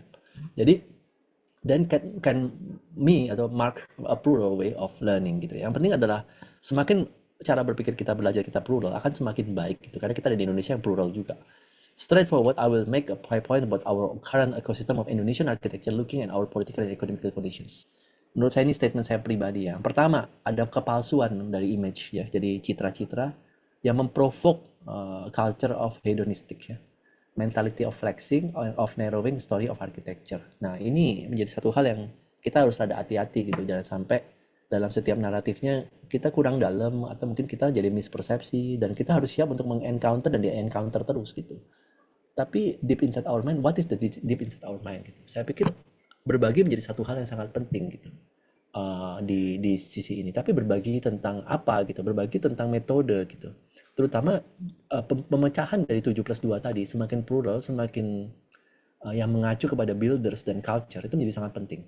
Juga elemen teknis yang tadi dari site konteks yang diceritakan sampai ke material bolak-balik menjadi satu hal yang sangat penting. Saya pikir itu jadi penting, satu tendensi itu ya. Yang kedua, the real paradigm shift happen when we walk the talk. Saya pikir yang satu tendensi, yang kedua paradigm shiftnya itu akan terjadi kalau kita eksekusi teorinya. Jadi yang saya kasih ini bisa dikembangkan untuk bisa dibawa dalam praktek. Dan juga biarkan gitu evaluasi itu juga terjadi dalam kadang-kadang saat yang pahit, gitu, cara yang pahit. Tetapi kalau kita melihat ke belakang, kita harus punya honor waktu kita ngejalaninnya. Dan self-esteem yang tinggi. Saya pikir dalam level-level yang berbeda-beda praktik yang melibatkan budget. So, menurut saya have to say that bullshit if you talk about the bricks but you don't involve the budget. We are not Louis Kahn gitu. Then you talk about the bamboo, you don't talk about the longevity of the budget as well. Gitu. And you talk about the it and how you build it. And you need to be encounter with those kind of things dan less branding talk gitu. Jadi tolong jangan banyak ngomongin branding di kolegial kita gitu ya. So we are enough of the bullshitting ya in our current situation gitu ya. Yang saya cerita kadang-kadang rooster harganya 20-30 ribu maksudnya ini kita lagi jualan atau lagi ngomongin architecture gitu. Saya pikir ini penting gitu dan I have to exit my own way dan not doing this kind of bullshit gitu. Nah, maksudnya yang dua hal penting ini akan membuat kamu punya kontrol dan mindful architecture gitu ya. Saya pikir dan yang poin yang selanjutnya adalah poinnya harusnya 13 ya. Kata-kata Pak Eko lagi gitu, berarsitektur sebaiknya juga menemukan bahasa alam gitu, seperti itu. Dia merupakan kelanjutan dari senandung alam sehingga mampu menyentuh dan menyapa jiwa manusia. Saya setuju banget. Dan saya pikir ada banyak yang harus hati-hati. Jadi collective understanding that we need seperti hero, symbol, and collective consensus architecture imagery presented by Garuda, IKN, whatever initiative dan look noble itu harus ada hati-hati. So I think we have enough bullshitting ya dari a lot of Nusantara architecture yang terlalu mensimbolkan sesuatu yang akan backlash gitu. Lebih baik kita fokus ke mensejahterakan kehidupan banyak orang gitu ya, yang menggunakan arsitektur yang cost efektif, yang punya representatif hal yang penting untuk yang kita bicarakan selain dengan bentuk gitu ya. Dan saya banyak setuju sama Mas Yusing sih pada titiknya, pada waktu dia bicara esensi, tetapi caranya mungkin ada marah gitu, jadi itu juga saya ya nggak mau ikut-ikutan gitu, tetapi at the end of the day, information itu akan unclear and the maker will be silent. And it's driven by such unimagined paradigm gitu, such as business as usual combined by tradition and symbol. Menurut saya sekarang itu ke arah situ. Jadi banyak orang nyari simbol, pemerintah nyari simbol gitu, arsitek nyari simbol gitu, semua nyari arah gitu. Padahal arahnya itu dirinya sendiri gitu. Budgetnya, kliennya, projectnya, atau muridnya, anak buahnya gitu. Saya pikir sesimpel gitu dunia kok dibuat repot sih saya bilang. So what next? Saya bilang the next paradigm shift will be led by people that always challenge clarity of facts, methods, and evaluated. Dalam pertanyaan tadi bagus banget. in the form of learning, maybe it's trial and error, it's okay gitu, maybe it's perfected method, it's okay juga, and the most important thing is they bring positive vibe, an energy to share, not to colonialize things. Jadi jangan jadi penjajah yang baru ya dengan titik ini. Dan saya pikir yang terakhir ya, ini keren dari Pak Eko, hidup itu harus dirayakan, daya hidup harus diwartakan, jejak panjang hidup adalah sukacita keindahan. Ini keren banget gitu ya. And I think what we need is an abstraction of the independence by relating it to our local roots. Stay small on business, don't brag yourself out, please. Jadi jangan nyombong. Stay empathic, humble down. Jangan cerita kalau misalnya apa karya kamu dapat follower 25.000, 100.000, 200.000, shit lah. Jangan cerita soal kayak gitu. Jadi cerita soal bagaimana sentuhan hati itu penting gitu. Jadi please don't brag. Don't brag kalau misalnya buku misalnya Omah laku 1.000 biji. Bullshit, jangan kayak gitu. Jangan ikutin Omah kalau kayak gitu ya. Saya pikir don't brag yourself please. Humble down, keep learning, keep sharing. Free or low cost or every evolving on preaching, educating the high level, rich, high abundant is needed. Jadi kita harus preach people. Saya pikir there are levels of discourse, at least we open it. There are going to be mixed feeling of distractions, pasti. Mari kita bongkar bareng-bareng discoursesnya gitu ya. And remember the first time is in Foster ya, when they open their studio. Dia bilang itu begini, salah satu prinsipnya. Every project they are different because different client, different site, different team, and the rest is different. Different flavor and the rest is different team. Ini saya salah ketik, maaf ya. Architecture is always a togetherness, a noble way to live these great almighty creations. So let's fight together, spreading plurality of works to serve nature as the best as we can. Jadi dari titik yang terakhir, ini saya kesimpulan terakhir ya. What we have learned so far in class before, we are in the fifth stage ya. Plan, section, elevation, ada beberapa kelas sebelum ini, beberapa kelas setelah ini akan gitu. We are here gitu, bringing the methods ya.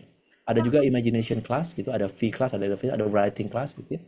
Maybe saya bilang ini ya, introducing more plural paradigm to another level by research will be key. Saya pikir ini kali ya. Oh, soal buku ada di dalam Omah tentang sustainability, ngebahas tentang Pritzker-Press, ada 60 Pritzker-Press dibahas dalam karya tulisan anak-anak mahasiswa saya. Terima kasih. Kalau berminat ya. 7 metode ini juga ada di Metodgram, sebenarnya buku Omah juga yang saya olah, tapi yang ini olahannya rada baru ya, jadi mungkin lebih bisa dimengerti. Buku itu mungkin banyak lebih nggak dimengerti ya juga. Saya masih dalam proses. Tapi research bareng-bareng will be the key, atau riset sendiri by the key, habis itu dibagi by the key, ini will be the key ya pentingnya. Saya pikir ini aja mungkin dari saya pribadi.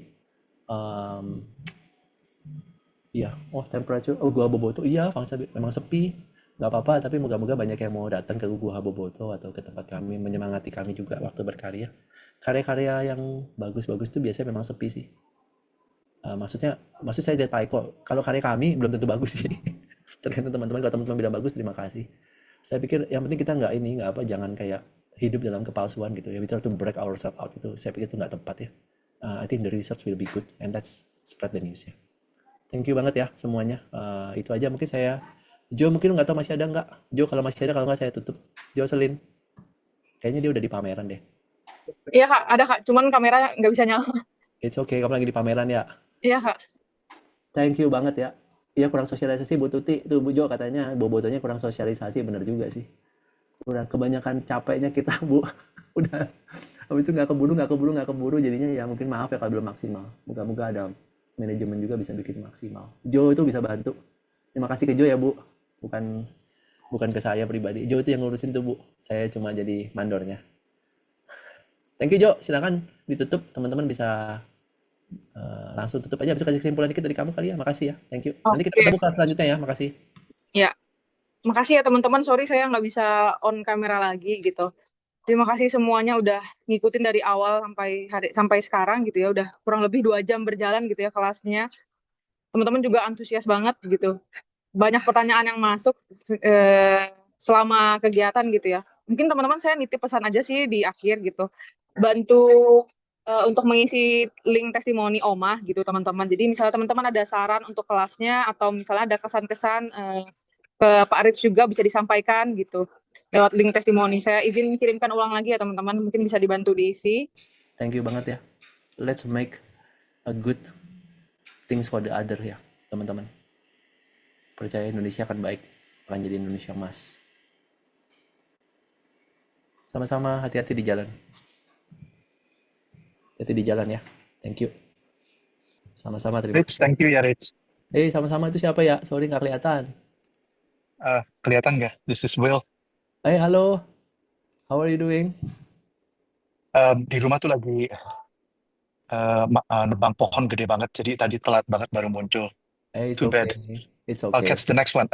Thanks for sharing such a fresh ideas, and it's nice of you to share that Thank you ya Will. to fellow architects and to non-architects. I hope Uh, it's still not outdated ya Will. Kadang-kadang. enggak, it's actually Yeah. really fresh. You know the Thank topic you. that you share, Hmm. it's gonna be a constant. How Thank to you ya. stay true, how to stay current, and you're right. There's so many fakeness in this, so many BS in this Thank you ya. market gitu, dan kadang capek aja ngelihat karya-karya orang-orang gitu. Ya, Thank you ya Will. trying too much to make a statement tapi no substance at all. Thank you. Dan I think it's a great way for you to share this, so young architects can dare themselves to go out. You know what I mean? Yes. Karena kultur kita itu sangat ini ya, Hmm. sangat mudah terpengaruh oleh yang banyak. And it's also great for you to highlight somebody like Echo. And I recently also got to know you, Sting. Awesome. You guys are, I think personally, you guys are the future of Indonesian architects. So way to go, Rich. Thank you Will. The wishes and everything is priceless. Kita tuh dekat ya sebetulnya, cuma nggak sempat mampir. Lain kali kalau ada kelas itu gue ikut offline deh. Yes. Look forward to ya Will. It's very genuine. I love it. Thank you so much. It's been not meeting you for 15 years, I think. Gila ya. Thank you banget. Still I'm long. touch you now, And I gila. think we both were different persons then. Yes. Thank you banget lo ya. It's very honest, So honest and very. I can feel the energy. Thank you banget ya Will. yeah, thanks a lot. And I look forward to the next one actually, and not be late next time. So thanks Joe, thanks your team. So I'll see you in the next one, yeah. Yes. On behalf of Oma, Will, we say thank you to you. Thank you for your very feedback, dan membuat kita jadi semangat lagi. Let's do it together. No, it's good. You guys are on the right track, definitely.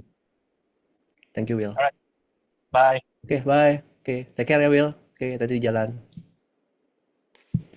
Thank you, teman-teman semua.